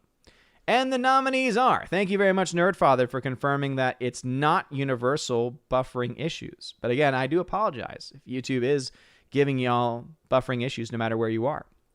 But the nominees for Best Breakthrough Performance for the year 2020 are Anya Taylor-Joy for the movie Emma, Chris Hemsworth for the movie Extraction, and Robert Pattinson for the movie Tenet. I was very happy to see some love here for Anya Taylor-Joy. I think that she's an incredibly talented young actress, and she has done several films in her young career and has done great in every single one of them. Even a terrible movie like The New Mutants, she was easily the best part. But anyway, I was really glad to see her in here. Was surprised to see some love for Robert Pattinson for Tenet, because I did like him in the movie and in the role, but it just wasn't, I don't know. It was not going to be my go-to choice for nominations and where nominations are concerned. And then when I finally did see Extraction, I totally understood why. Totally understand why they were able to. A lot of people were able to push for Chris Hemsworth here, but there can only be one winner. So the winner for this year's Raven Award for Breakthrough Performance for the year 2020 goes to Chris Hemsworth for the movie Extraction. Congratulations to Chris Hemsworth for Extraction. Extraction is really picking up the Raven Awards this evening. It's now won for Breakthrough Performance. Chris Hemsworth just winning for Breakthrough Performance. It also had won for Best Fight Scene Action Sequence for the apartment fight scene. And it also won for Best Stunt Work and Stunt Team as well. Some people happy with this choice, others not so much. But hey, it happens. You can't always get what you want, as they say. Let's go ahead and do another, before talking to the chat, let's go ahead and do another category. So the next category is Worst Writing / Story of 2020. And so this is just, it's a bad movie, it's a bad story. It doesn't matter if there's SJW politics in it or anything. This just any movie that has a bad script. So that's why there is a separation between SJW screenwriter and worst story. And also, we award the movie for the worst story and not just the actual writer of said story, because as we all know, there are a lot of factors that come into writing a script. And so before I give some of the historical facts, let's see the nominees for worst story and worst writing for film in 2020. The nominees this year are Mulan, Wonder Woman 1984, Artemis Fowl, and Birds of Prey. As you can see, lots of terribly written movies this year. And I will say, Artemis Fowl. So happy to see this movie in the listing, because Artemis Fowl is a movie I think no one saw, and if you didn't, good. You have saved at least an hour and a half or two of your life that you will never get back. That's how I feel about that movie. So I was very surprised that enough people had seen the movie for it to actually even get nominated. I found that very interesting. Some facts about this category before announcing the new winner. Previous winners in this category include, from 2018, A Wrinkle in Time won for Worst Writing Story. It was very deserving that year. Also, from 2019, Star Wars: The Rise of Skywalker. Yes, remember when that movie came out? It's crazy to think it's been that long since that movie came out. But yes, Star Wars: Rise of Skywalker was the worst story, worst writing of 2019. So that is the pedigree that the winner this year is going to join. But we do have a winner. There can only be one winner. And so the winner of the Raven Award for Worst Writing / Story of 2020 goes to the film Wonder Woman 1984. Congratulations to Patty Jenkins, who both wrote and directed this movie and produced this trash. And it's a movie that I think got a lot of attention because it was released on HBO Max, and so more people had HBO Max, and so therefore more people actually saw it. Also, of course, the first one was pretty decent, and so there was a lot of hype around this movie being pretty good. The trailer looked pretty good, and there were a lot of people, of course, who were big fans of Gal Gadot. But it was also a movie that a lot of people were incredibly disappointed with. So no surprise here for Wonder Woman 1984 to have won Worst Writing Story for the year 2020. Though I'm going to be honest here, Artemis Fowl is by far the worst. On an objective level, Artemis Fowl is the worst. But the people have spoken. I let the people speak. Because Wonder Woman 1984 was a bad movie. Really bad movie. But Artemis Fowl is, as it says, quite foul. It's quite a foul movie, to say the least. As Laura had just pointed out, it literally has foul in the title. You were completely correct there. Completely correct. Let's see. Oz McCarthy says, I saw Artemis Fowl, yes, and I feel terrible for you. Laura says, I don't know. I didn't even finish Birds of Prey. Birds of Prey was also terrible. I think Birds of Prey was worse than Wonder Woman 1984, especially as far as story is concerned. Rosie T12 says, never heard of Artemis Fowl. And you know what? Good. Don't ever watch it. Slash Neon says, Robert Pattinson was in Walking for the Barbarians as an intentionally horrific character. Hated him in that role. Weird movie. Interesting. Pat S. then says, is it a dental movie? What? I don't even know what that's about. But anyway, congratulations to Wonder Woman 1984. Rob D, I think, puts it best. He says, Wonder Woman 84 is the most disappointing of the films. And I think that that's the reason why it's gotten so much support in the negative connotation of support. Because a lot of people were excited. A lot of people were looking forward to it, and they just got let down. Completely. It says there, we knew the other three were going to suck. Yeah, Rob D, very good point. Very good point. The others, hey, a lot of people skipped them because they knew they wouldn't be good, but Wonder Woman 84 should have been good, and it wasn't. So yeah, definitely completely understand why it got as much love, or rather as much hate as it did. Rosie G12 says, oh, talking to someone else there. Alice McCarthy disavows Birds of Prey. That's saying something from him. Father says, I might have to give Birds of Prey a watch tomorrow. Don't try this at home. I'm a trained professional. No, Father, don't. Father. I know you're the chaplain of the channel, but I can't let you do it, man. Father, don't watch it. Don't waste your time. Don't waste your time with it, Father. Don't do it. Don't you do it, Father. Father then says, I have much penance to do for my sins. It's not worth it, Father. It's not worth it. Let me say hello to my D-Live fam. Daniel Thorne, what's going on, dude? Thank you for being here. Appreciate it. Apparently YouTube is sucking. I don't know what's going on there. Phonemo says Foul came out this year. Yeah, it came out in 2020. Yeah. So remember that these are for the movies that came out in 2020. So technically last year. But yeah. It came out, I think, earlier in the year, if I'm not... No, it was a movie that was supposed to come out in theaters.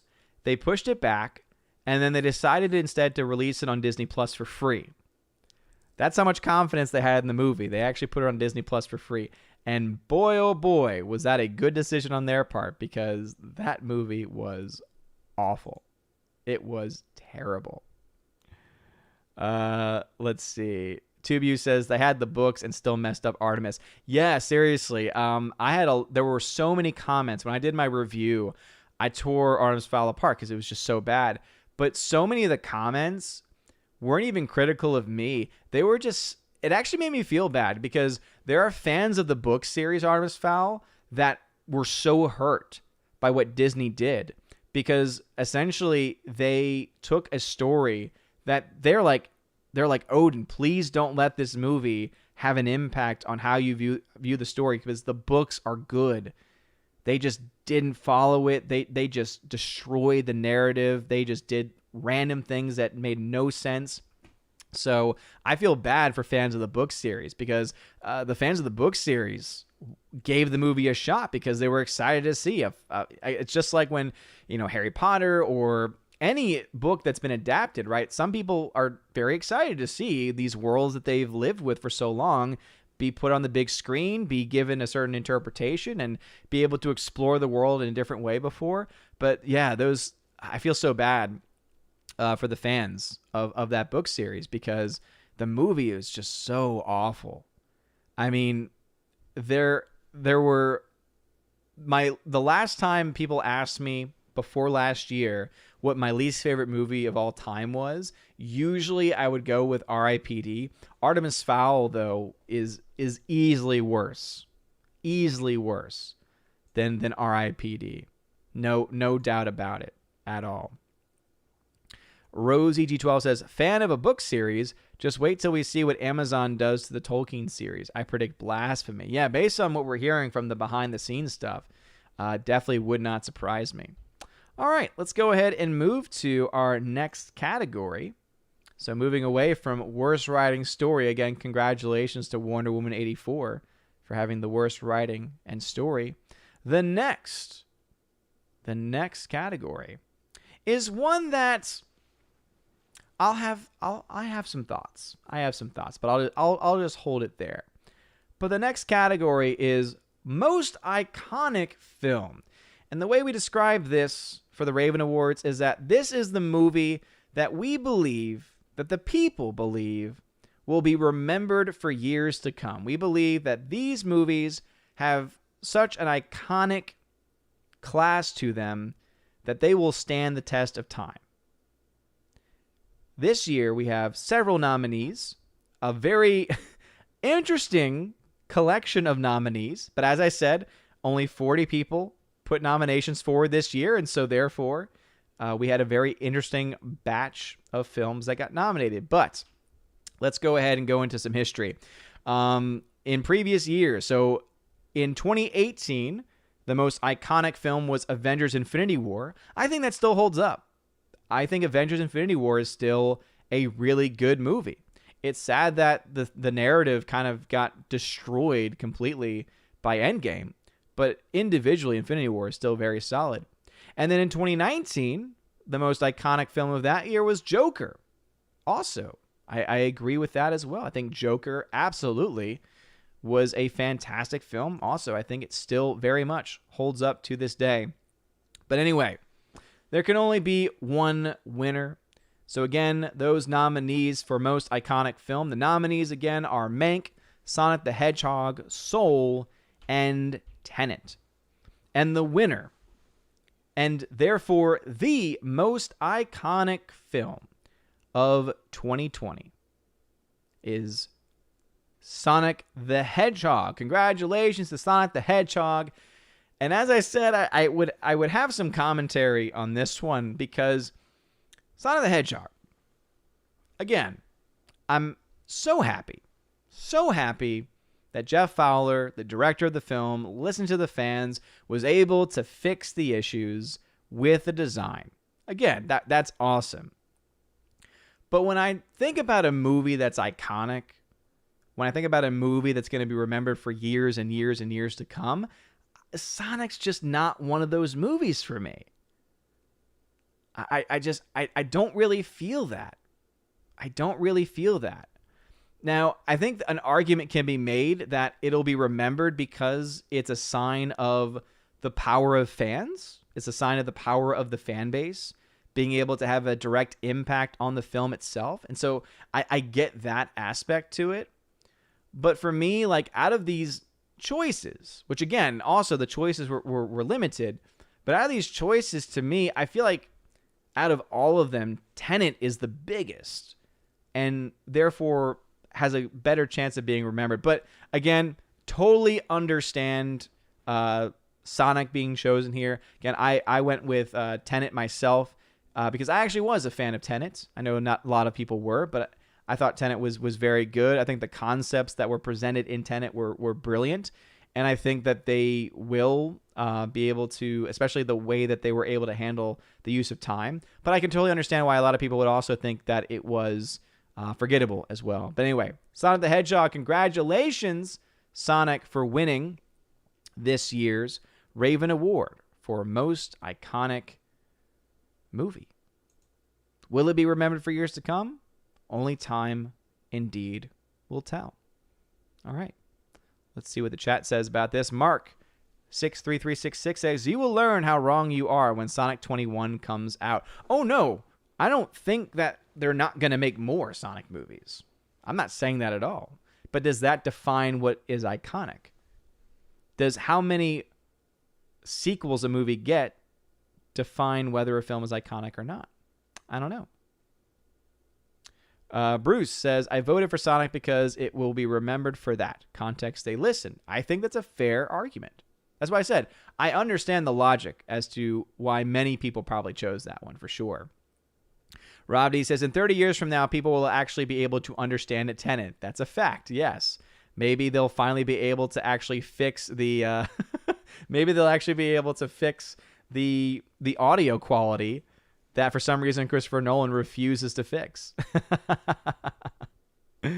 Let's see. 105 people still watching on YouTube. Please smash the like button on YouTube. It really does mean a lot. And please light the fire. Light up the fire button over on Odyssey. We are indeed streaming on Odyssey at the same time. Tubeview says, Sonic, the parts that I remembered because of Jim Carrey's Robotnik going totally over the top. The Sonic part the movie I forgot. Oh, okay. So it's interesting for him. The Sonic parts he totally forgot, whereas the Dr. Robotnik scenes are the ones that he remembered. That's interesting. Laura, by the way, has confirmed Tenet is on HBO Max now. So yeah, if you want to give that movie a chance, feel free to do so. All right, we'll go over now to our next category, and that is another one of these categories that I'm a big fan of because it goes towards the negative. And so the next category is most pointless character. The most pointless character of 2020. And so for this year, we've got several nominees. The nominees for most pointless character are Harley Quinn from the movie Birds of Prey. Steve Trevor from Wonder Woman 1984. Cassandra Cain from Birds of Prey.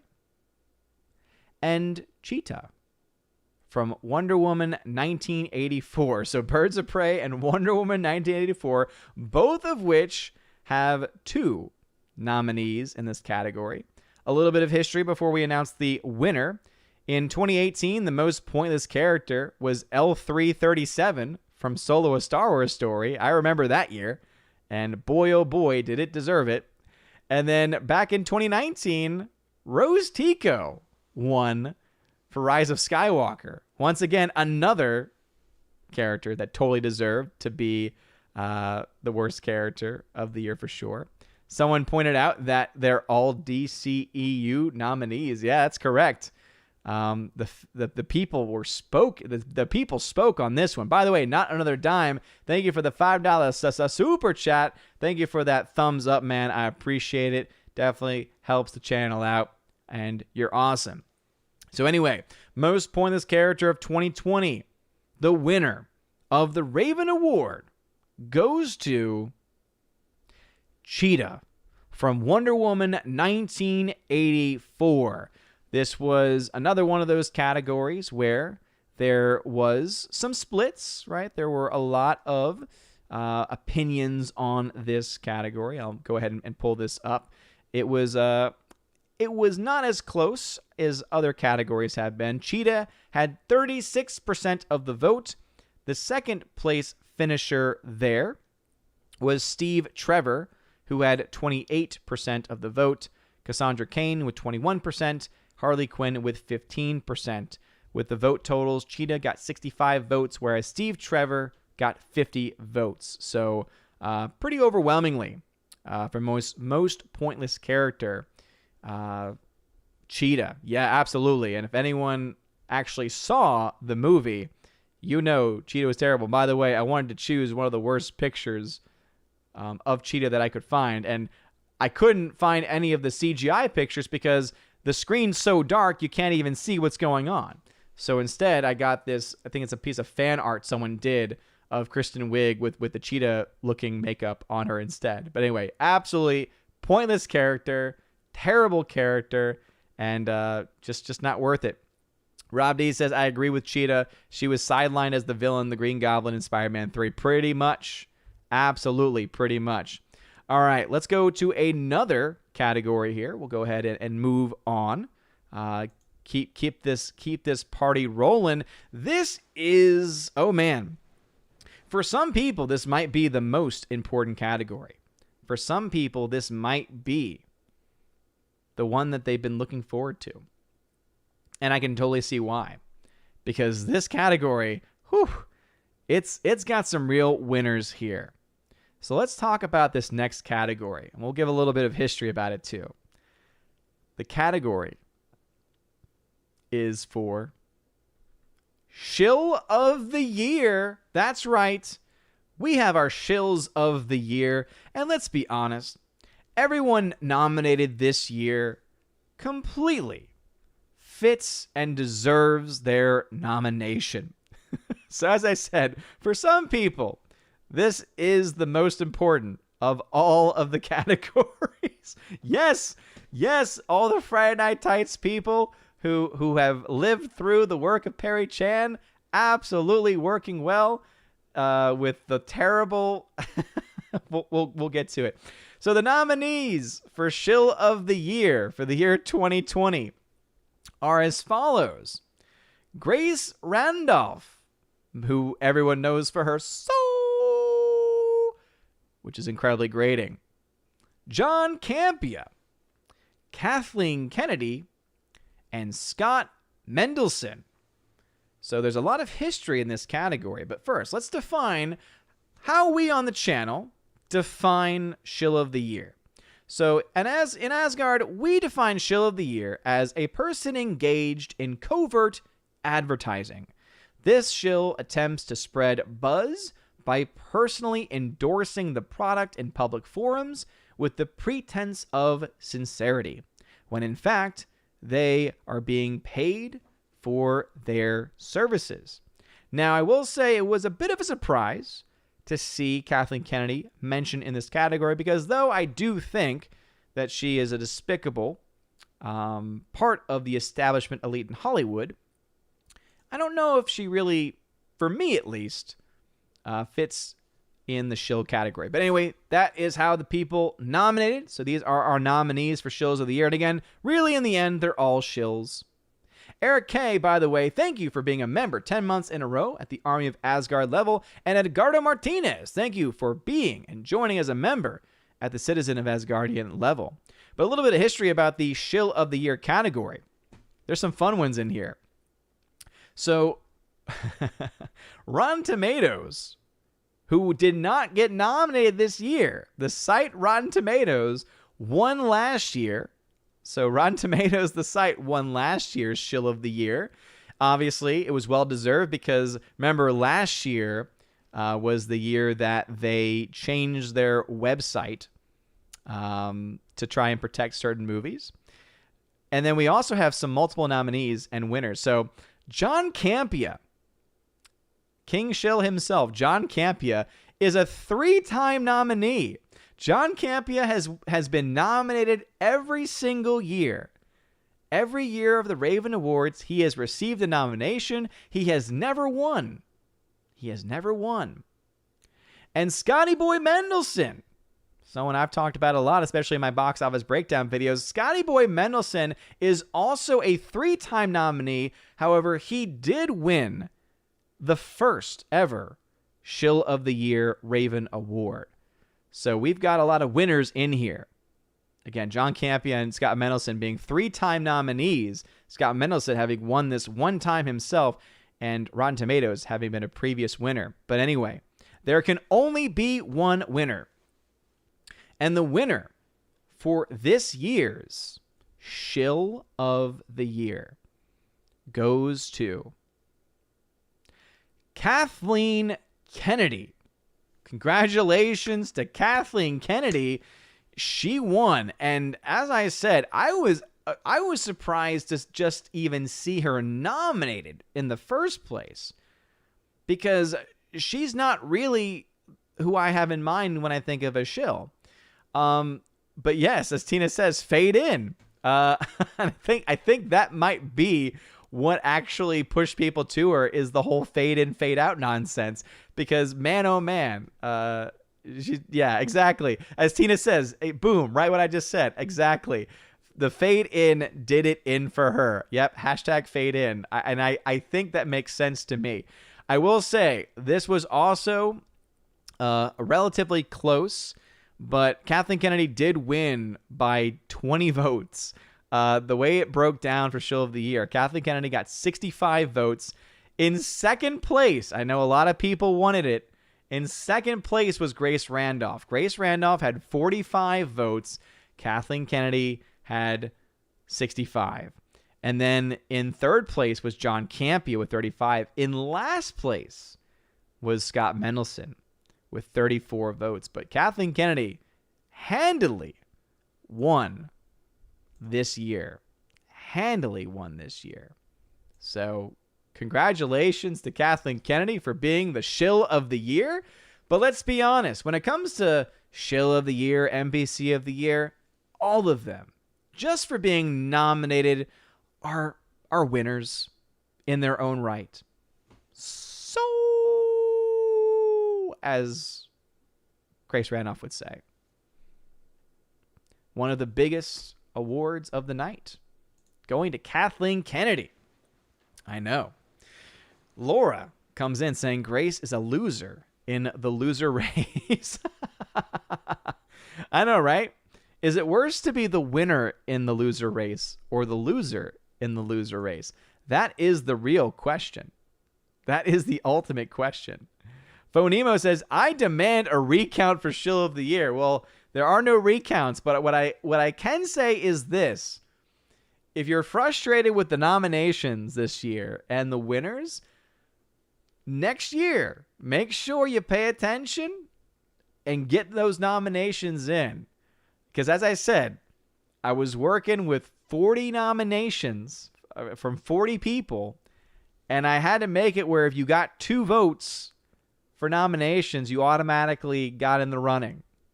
And I had to do it because there was no other way of doing it. So if you're frustrated by that, again, there's always next year. And let's see if Scotty Boy Mendelson can get a 4-time nominee. And let's see if John Campea can get a 4-time nomination. I think that it will be pretty easy for them to do. Hardwick says, am I the only one who thought Cheetah didn't look too bad, mostly because of the close-up shots? Nah, dude, she looked bad. She didn't look bad. The issue is that you got distracted by the low lighting. the low lighting they use on purpose to hide just how bad the CGI really is. But no, it was that bad. Laura says, Grace wants to talk to the manager. Well, I'm sorry, Grace, but you lost the loser's race. Father says, is it best to be buried in a grave that's known or to be buried as the soldier unknown at Arlington's that's honored by everyone? It's an odd statement, Father. Rob D says, Disney is greatly disappointed in Campia for not winning. Guess he's got to shill harder. Yeah, seriously. John Campia's like, no, I didn't win. That'd be awesome if some people actually were like actually like took it seriously to the point of being like, I can't believe I didn't even win a Raven Award. That'd make me happy. Gomer Kyle, thank you for becoming a member on the channel. I appreciate it. Thank you, thank you, thank you. I know there's so many upset that Grace Randolph didn't win. Again, she got second place, but the people spoke and the people decided to go with fade in, fade out Kathleen Kennedy, which, as I said, it does make sense to me when you bring in the fade in, fade out comments. So, all right, let's keep this ball rolling. So let's go to our, let's put the shills of the year. Really, in the end, they're all shills of the year, right? At the end of the day, they're all shills of the year. So congratulations to all of them for being nominated. This next category, again, there's a lot to be said here. A lot to be said here. But anyway, the next category is most critically acclaimed piece of garbage film of 2020. Yes, that's a mouthful, but I think it deserves it.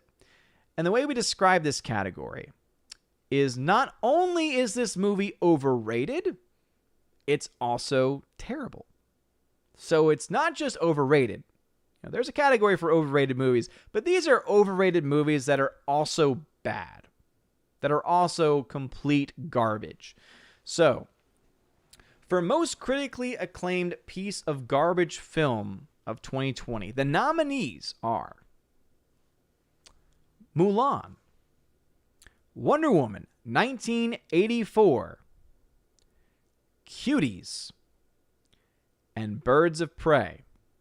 Now, I will say, I was not looking forward to being reminded that Cuties actually exist, because it was already disturbing enough when that movie was making the rounds and causing a lot of people to cancel the Netflix subscriptions, and I think very worthily so for them to cancel that.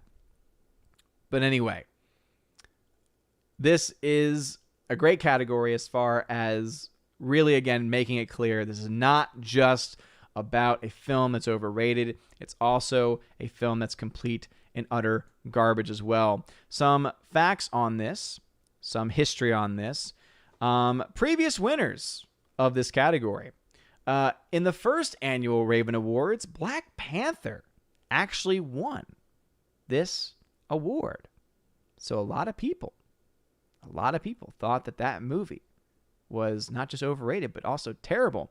And then in 2019, Captain Marvel won. That one made a lot more sense to me than the Black Panther one. But Captain Marvel absolutely made sense. But there can only be one critically acclaimed piece of garbage film. And this is actually one of the few categories where it wasn't even close. It was a complete and utter landslide.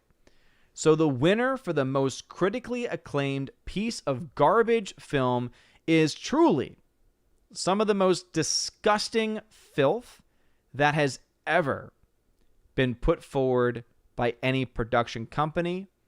And based on what we heard about the audition process, based on what we saw in the most disgusting clips to ever be put out for a actual mainstream movie being put on a mainstream platform like Netflix, the winner And therefore, the biggest loser is, of course, without any hesitation, Cuties.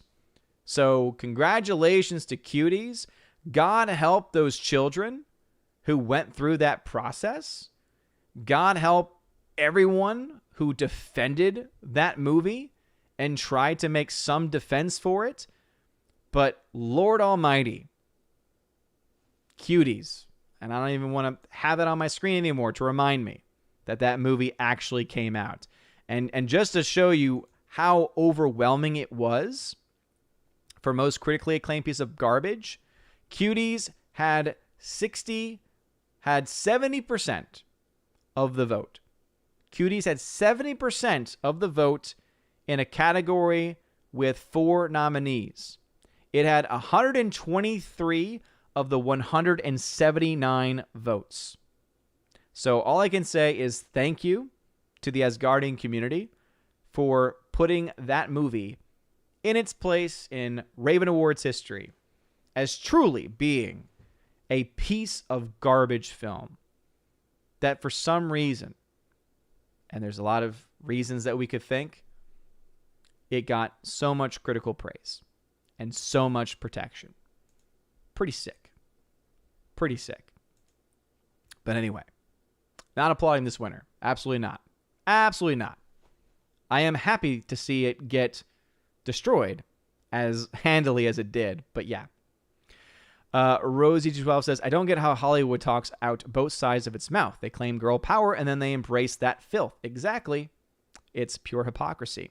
Rob D says, Cuties managed to piss off both sides of the political spectrum. How does one manage that? It's a great question. It's a great point. Somehow, some way they did it. Oh, Lord. Standing while pooping just donated 14 lemons. Well, thank you for the lemons. But you can't actually comment for about an hour. And the fact that your profile picture is someone who should not be promoted or supported as a hero makes me actually, I'm just going to ban you. Because, that man does not deserve to be praised. That man was a criminal. That man... That's all I'm going to say. That's all I'm going to say. But thank you for the lemons, though. Appreciate that much. Anyway. Let us now go to our next category. So let me get this set up so I can move on from the image quickly. The next category is most overrated film. So again, the last one, it's overrated, but it's also just trash. Like the movie itself just sucks. These are movies that are overrated, right? They may not be bad movies. They might be okay in the end overall. But anyway, the nominees for most overrated film of the year, and there's a lot of movies that are having a lot of overlap here, are Birds of Prey, I'm Thinking of Ending Things, Tenet, and Wonder Woman 1984. So again, the most overrated films of 2020, Birds of Prey, I'm Thinking of Ending Things, Tenet, and Wonder Woman 1984. So history here, this actually doubled up with the previous category in previous years. So in 2018, Black Panther won most overrated film and critically acclaimed piece of garbage film, and Captain Marvel in 2019 also won both overrated film and critically acclaimed piece of garbage movie as well. But this year, we do have another winner, and we do have, because of the nominees, a movie different from the last category. So the winner this year of the most overrated movie of 2020 is, of course, Wonder Woman 1984. Congratulations to Wonder Woman 1984 continuing to pick up the L's in this year's Raven Awards. And, remember, and for someone asking and wondering, but was it really overrated? Remember when the film first came out and the Access media was giving their early reactions, and they gave the movie certified fresh ratings? Remember how it was certified fresh when it first came out, because those initial ratings made it high enough so that opening weekend, anyone going to see it would have said, oh, it's certified fresh on Rotten Tomatoes. So even though the score eventually went down, even though the score eventually evened out a little bit, this film absolutely deserved this Raven Award this year for most overrated film, because I really think it was the most overrated film for that very reason, for the way that they were able to actually get it, right? For the way for them to actually get the movie prepped enough. And guess what? The Access media had no impact on the box office. No impact on the box office. It still ended up losing a ton of money. Ton of money. Anyway, let's just check all the different places. Cool. I think Odyssey is still up. I think. Let me refresh this.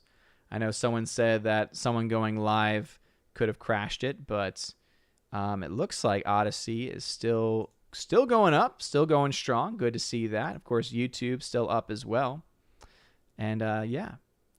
Rosie212 says it's unfortunate what happened with Rotten Tomatoes. It used to be a good reference. Yeah, because you used to be able to see the objective understanding, because typically critics would take reviews from a much more objective standpoint, but then you also got the audience reaction too. And you could normally trust both of them, because normally if the critic reaction was very high and the audience reaction was very low, you usually could tell, okay, there's something not quite right here, right? Maybe this is one of those snooty Oscar bait movies that most people don't like, and that's normally what you could get from it. Whereas if you saw a movie that had a high audience and critic rating, you were like, this has to be a good movie. Yeah. Gomer Kyle 79 says, I've seen 15 minutes of Birds of Prey and Wonder Woman 84, and you don't really need to see any more than that, to be perfectly honest. Hardwick, I'm not going to say who was in the profile picture because it's about modern events, and I just don't even want to get started on it. Gomer Kyle 79, thank you very much for the super chat. He says, Grace Randolph cried in her Wonder Woman 84 review. That's right, she did. She did. Which is why, in my head, Grace Randolph should have gotten Shill of the Year. But hey, the people spoke. The people spoke. They made their voices loud and clear. All right, now let's go to a more positive category. So we've just had our most overrated film. Let's now go to the most underrated movie of 2020. So this one, we actually have a few movies here. So the most underrated films of 2020 are Extraction, Sonic the Hedgehog, and Love and Monsters. So all three of these, I think, fit this category for different reasons. Love and Monsters, no one saw.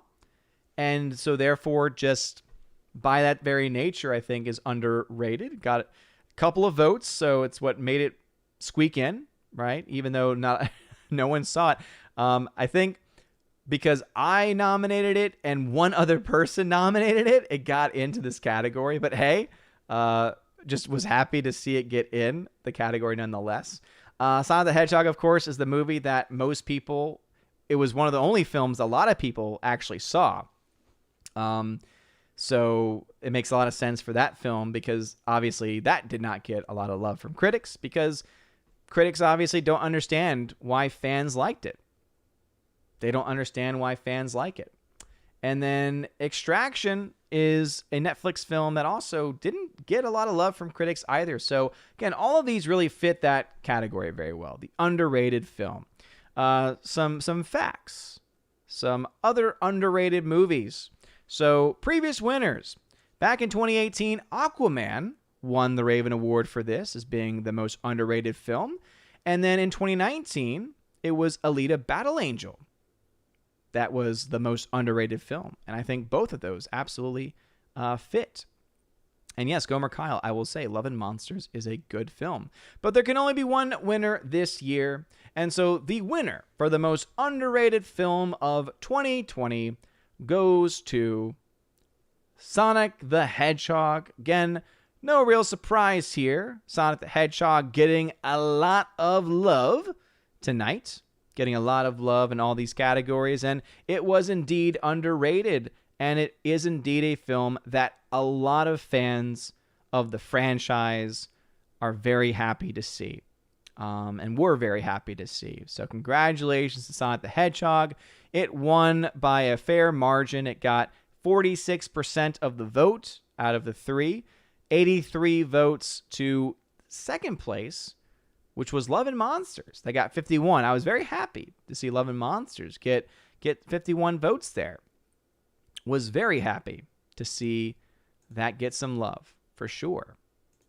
Anyway, let's go ahead and keep this rolling, because it's 9:34, and I was hoping to try and get the stream ended by around 10 or so. So anyway, thank you all for being here tonight. Smash the like button. Light up the fire button if you're still watching on Odyssey. Again, this is the first time that we're doing a simulcast over on Odyssey at the same time. Really hope that we're going to be able to continue that simulcast in future streams as well. And I can see there's a lot of Sonic fans in the chat. Edgardo Martinez says, Sonic was good for what it was. Yeah, I can agree with that for sure. Laura, indeed. It's a quad stream. It's a quad stream, y'all. Absolutely it is. All right. Now let's go into the remakes. So we got 2 categories dedicated to remakes, and they, I think, do need to be explained. The first one is what we describe as the best pointless remake. Now, this is an important distinction because we understand, and this is the description that I have underneath this category. It says, almost all remakes are pointless. But sometimes they are actually pretty good. Sometimes remakes are actually pretty well done.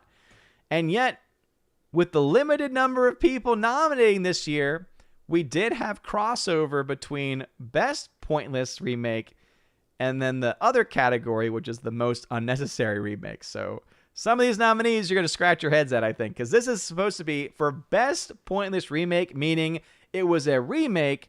Yes, remakes are pointless, but hey, it was a good remake.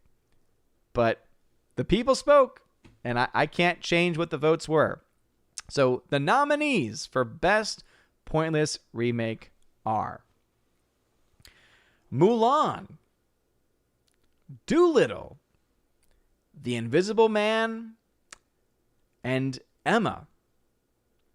Yes, Mulan somehow got nominated for being apparently a good remake. And the reason why that movie, I think, got in is because there are a lot of trolls who like to control things and like to control the outcome of things. And so because there were just a few people that were trolling their choices, Mulan got enough nominations to be put into the running. Same thing happened with Dolittle as well.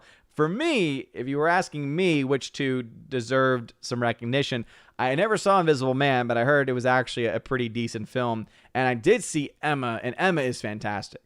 I think Emma absolutely was a solid movie. I've never seen the originals, but Emma as a movie in general was very good. But this is for the best pointless remake. So these are remakes that are actually good movies. The winner for the Raven Award for the best pointless remake of 2020 goes to The Invisible Man. Congratulations to The Invisible Man for being, yes, a pointless remake, but at least, according to the members of the Asgardian family, you were a good remake. You were a good film. Anyway, congratulations to The Invisible Man. Congratulations.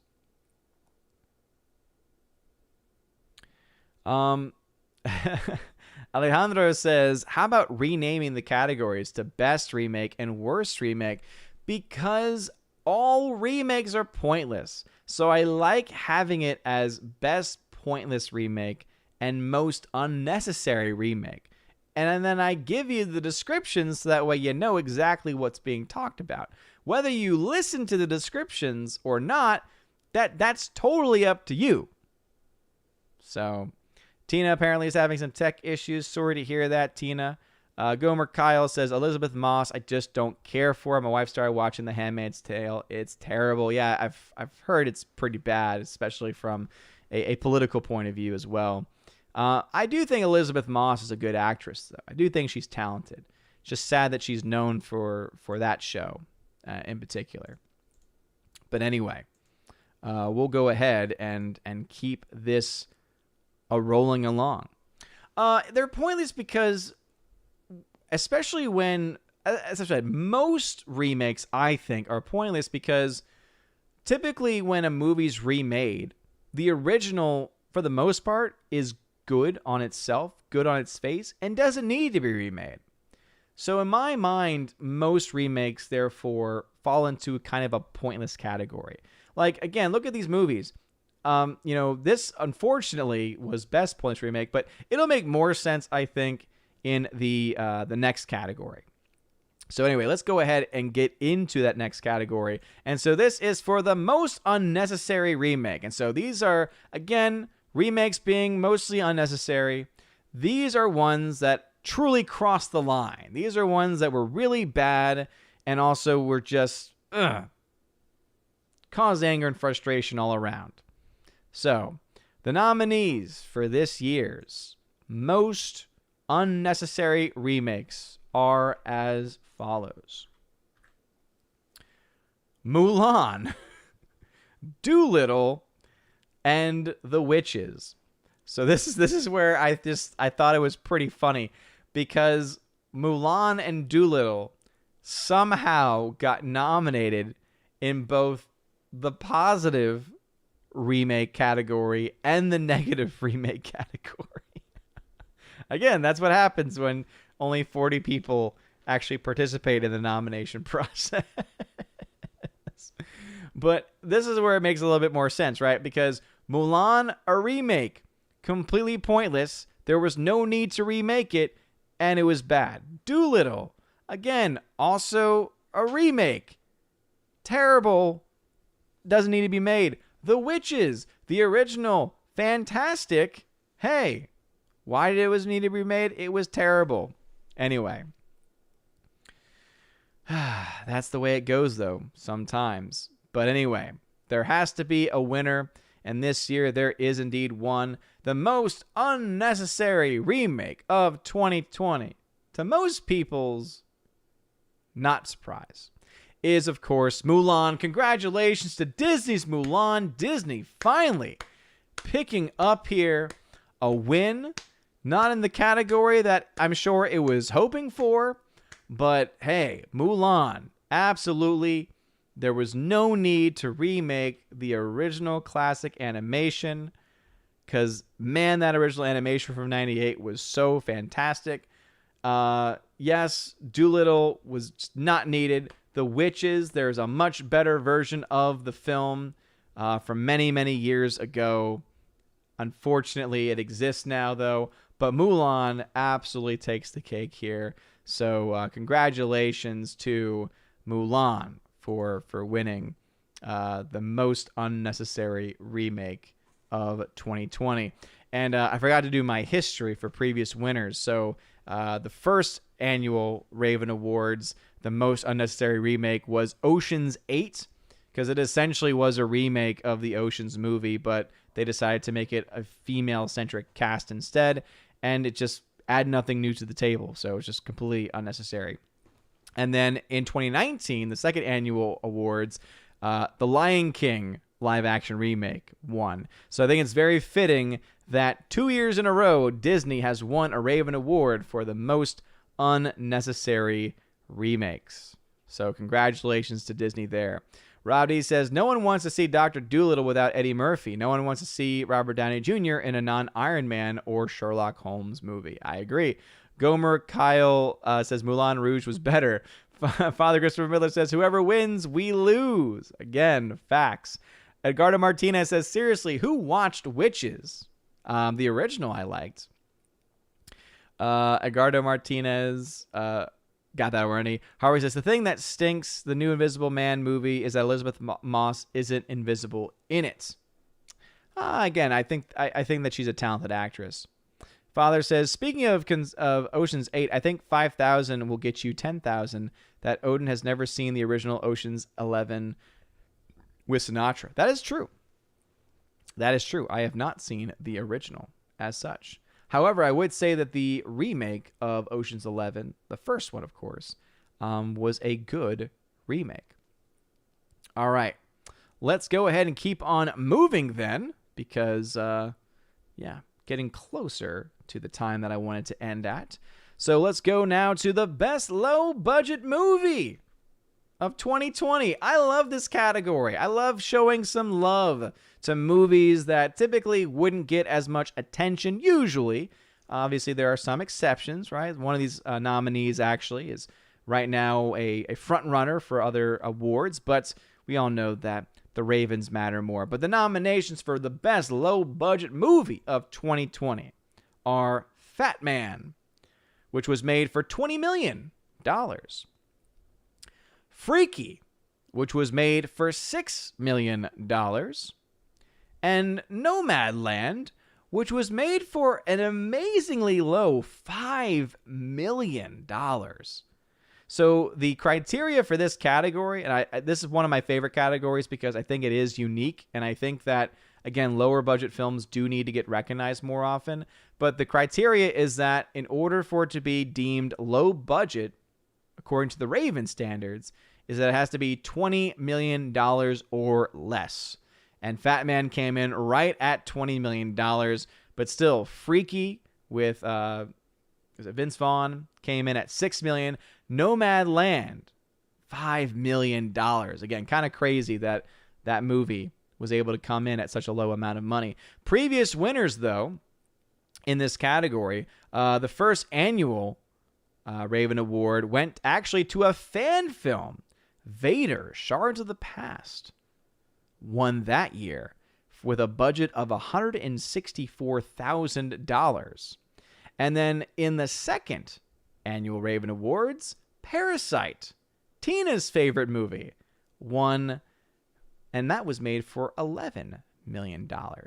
But this year, as always, there can only be one winner, and the winner of the best low-budget movie of 2020 is Fat Man. Congratulations to Fat Man, starring Mel Gibson, Walter Goggins, and let's just be honest, Fat Man is a great little film. It's a great little gem of a film, made, again, very low budget, $20 million, but it has a great story. It's a lot of fun.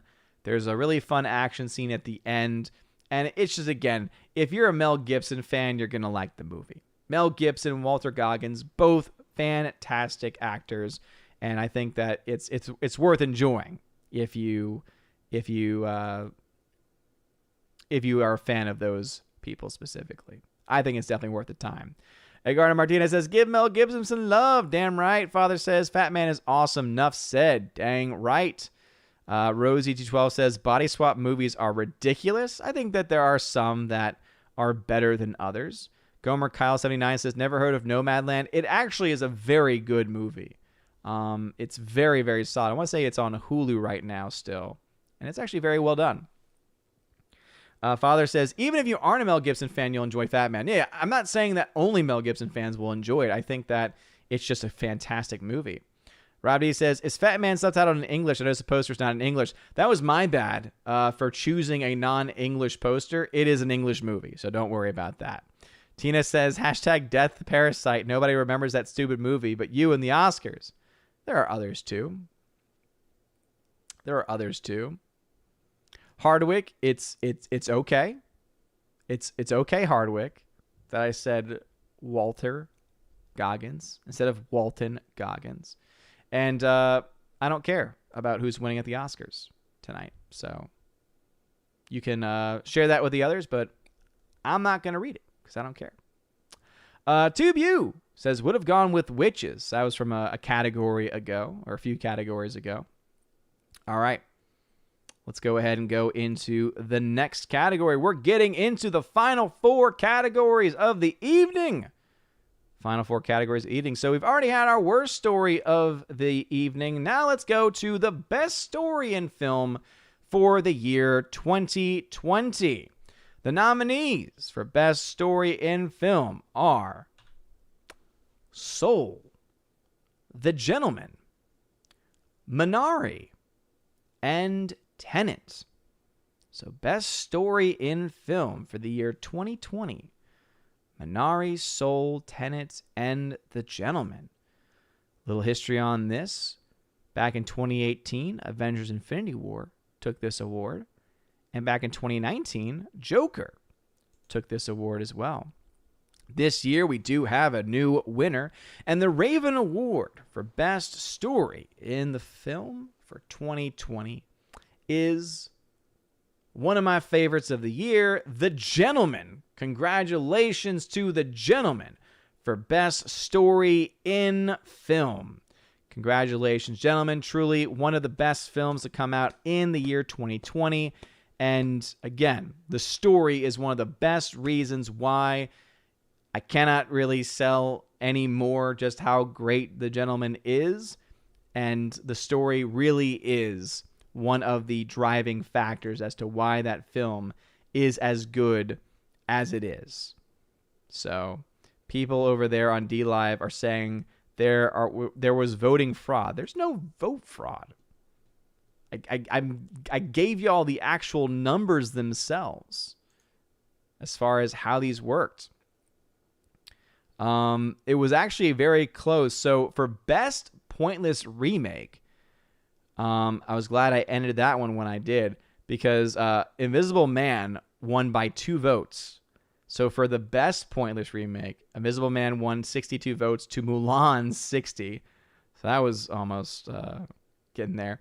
For most unnecessary remake, Mulan got 81% of the vote with 145 votes.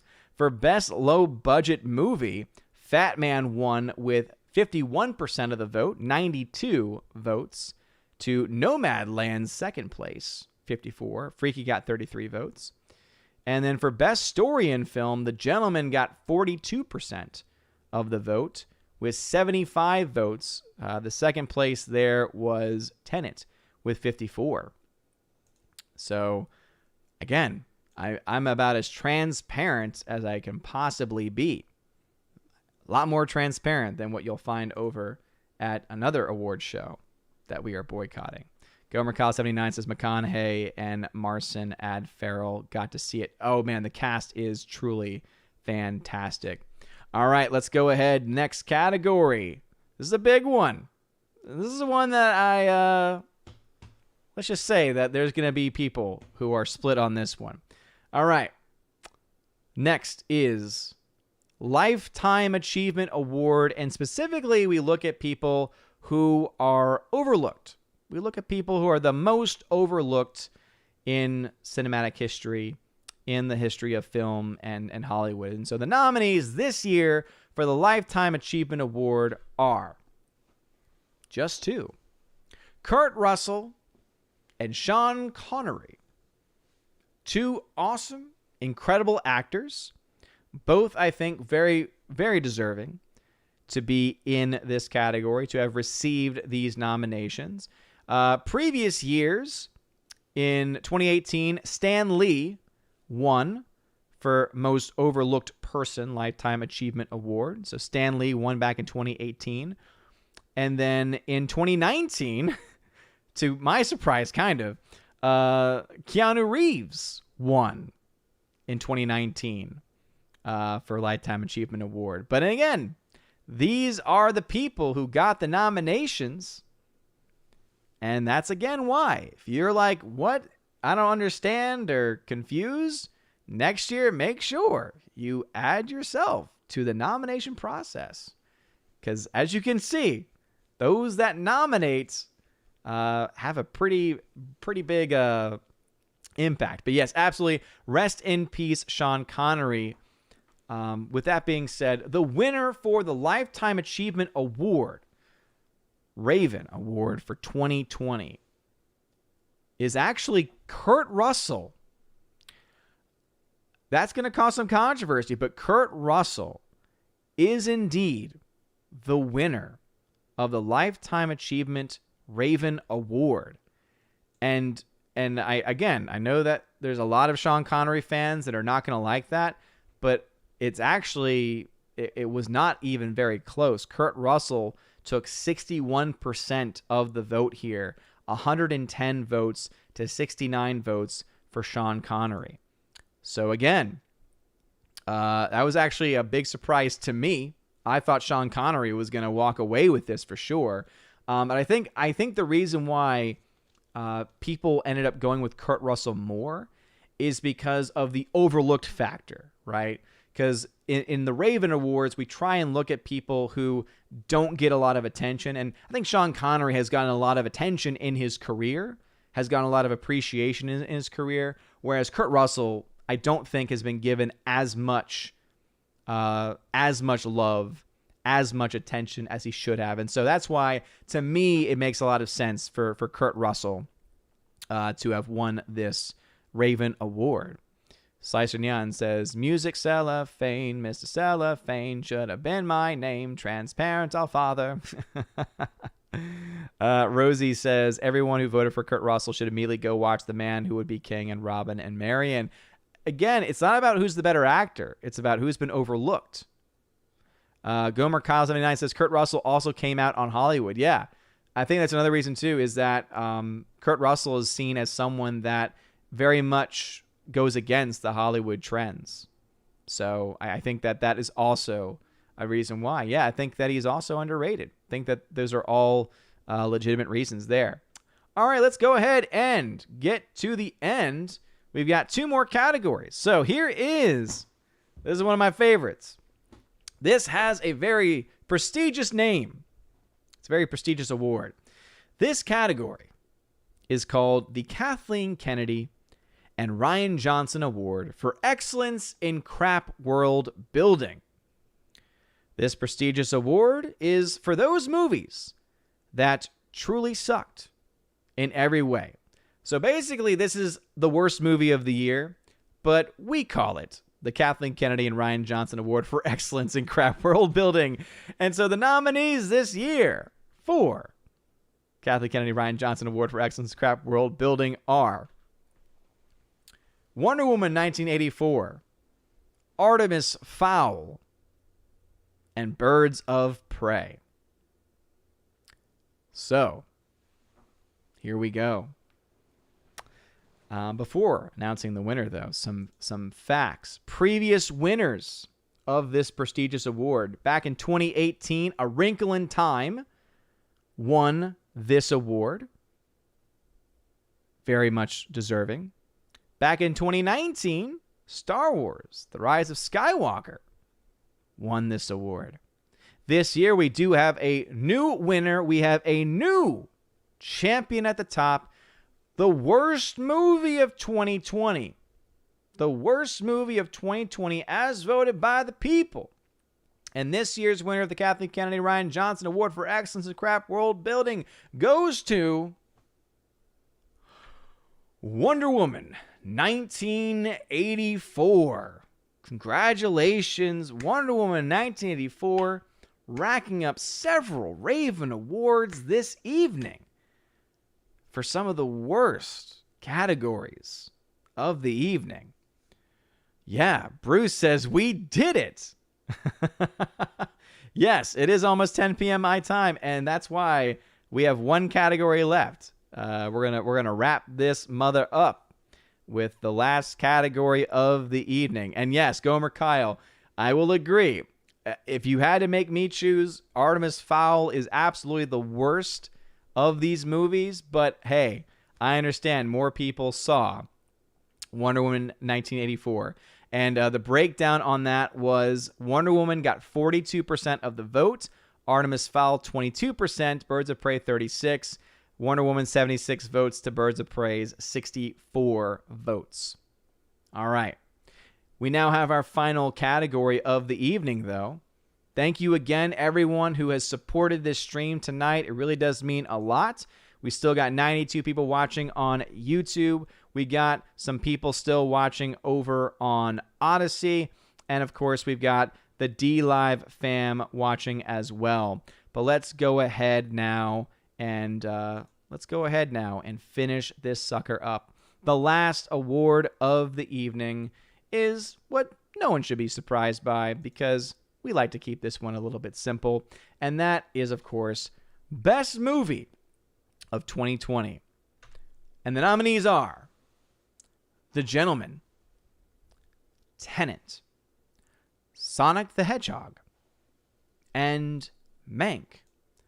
So again, the nominees for the best movie of 2020, the very best: Gentleman, Tenet, Sonic the Hedgehog, and Mank. And once again, some history for everyone. In 2018, the winner was Infinity War. In 2019, the winner was Joker. And if you've been paying attention, Joker and Infinity War kind of swept the shows that year for the very best. This year, we do indeed have a winner. This year, though, as in previous years, this category is decided based on weighting the votes. So it's not about who gets the most votes. It's about which movie truly is the most liked. That's why when you voted, you had to put your movies in order from first to fourth place, because it can indeed have an impact. So let's go ahead. We're going to go in reverse order here. We're not going to announce a winner right away. We're going to go in reverse order.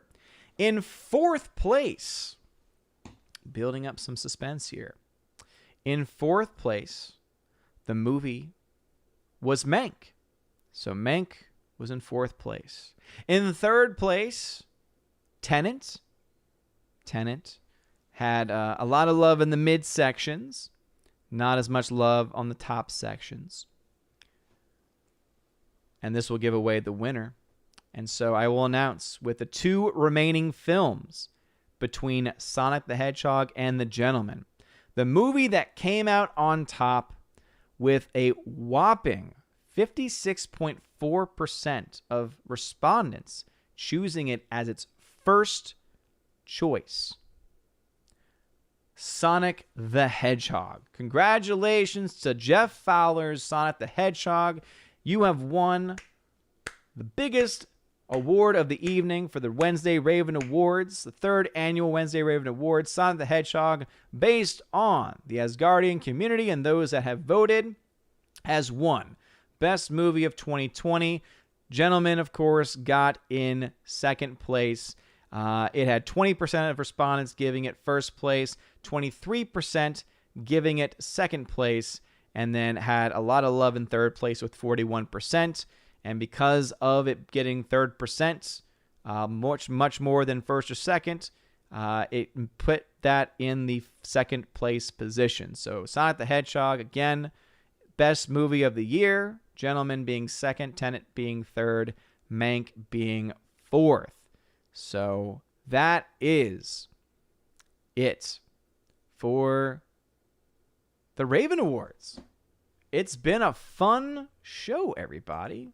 Thank you for watching, and hopefully, as the years go on, we can continue to raise up the quality of the show, improve the graphics, get some more videos in here, maybe even get some special hosts and make it more of a collaborative effort. Would love to have other people reach out in that way, but I wanted to give a place where y'all could go to, where you could boycott the Oscars, because again, remember, one of the primary things that this is a boycott of the Oscars.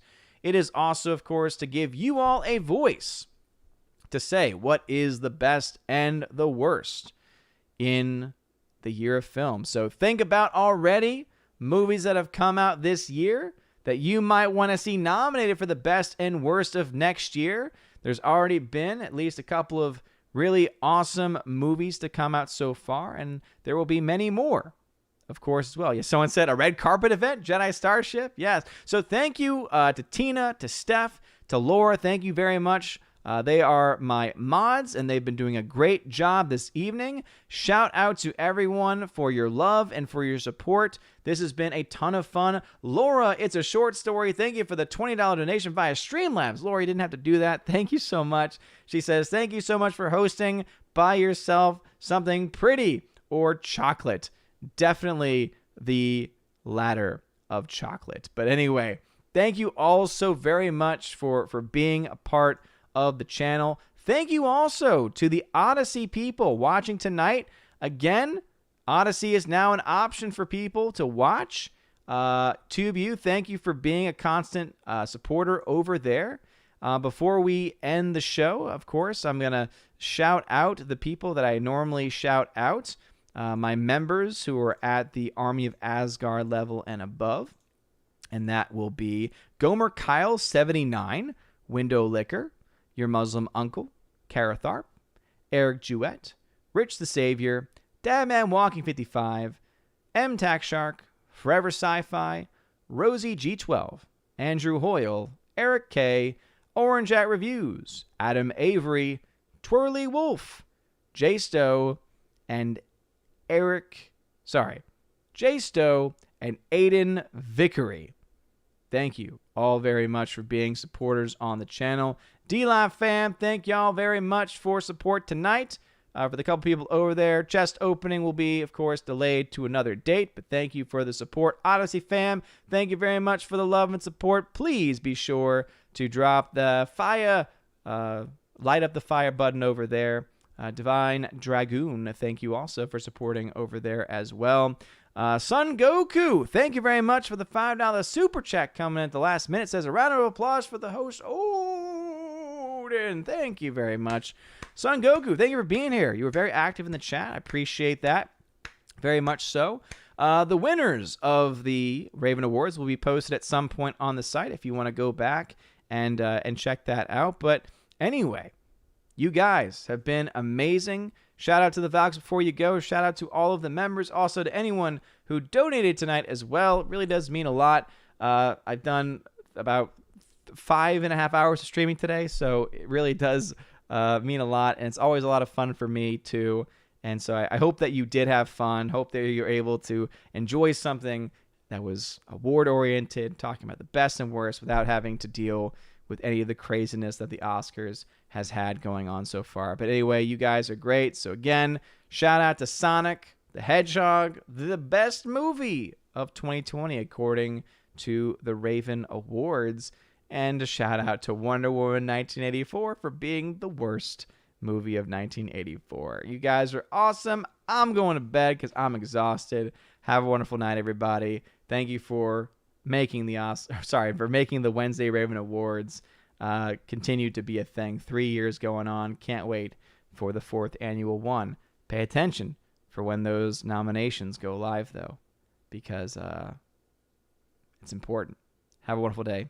As always, God bless. And now for a huge shout out to all of my April Patreon and Subscribe Star members: Andrew Hoyle, Animation Commentator, Biffer the Hobbit, Brian P., Divex, Enrique Evangelista, Dion, Father Christopher Miller, Hail to you, Father, Father Damian Cook, Garrett Searles, Humor and Hobbies, Inflamed Wood, It's a Trap Productions, Jason Clark, Jacob Juice, Jeffrey Toone, Jonathan Carney, Lance, Laura Story, The Modern Major General, Mike Jackson, Mad Mitch Dunaway, Mr. Peabody and his evil twin with the beautiful hair, On to June, Orange Hat Reviews, Out of Step with Reality, Priscilla Hall, Riff Magos, Rosetta Allen, Steve Glasker, Teresa Martin, Theodore Bendon, Tina Bojan, and of course, the Empress of the Universe, Tina B. And my Subscribe Star I did it again. Subscribe Star members: Fast Reaction, Nosferatu Gatsu, Stan 4, John B., Perpetual Punster, Mr. Roy, Glinzer, J. Alex McCarthy Jr., Dean Heiss / the new number 2, J-Rod the Beer Guru, Nevanon G. Adams, and ZK-Man. Thank you to all of my Patreon and Subscribestar members. If you want your name shouted out at the end of every single video and live stream, check out the links in the description to find out how to sign up on Patreon and Subscribestar. Also, you'll find out how to get access to things like giveaways of Blu-rays and 4K titles and digital codes, and also access to an exclusive podcast for my Keepers of the Bifrost, and also the Chosen of Valhalla level, where you can not only get all of those things, you also get a t-shirt and get to be featured on a live stream once a month hosted on the OMB Reviews channel. Anyway, if you want to have access to any of those things, check out the links in the description for Patreon and Subscribestar for more information. You guys are all amazing and beautiful people. I hope you all have a wonderful day, and as always, God bless.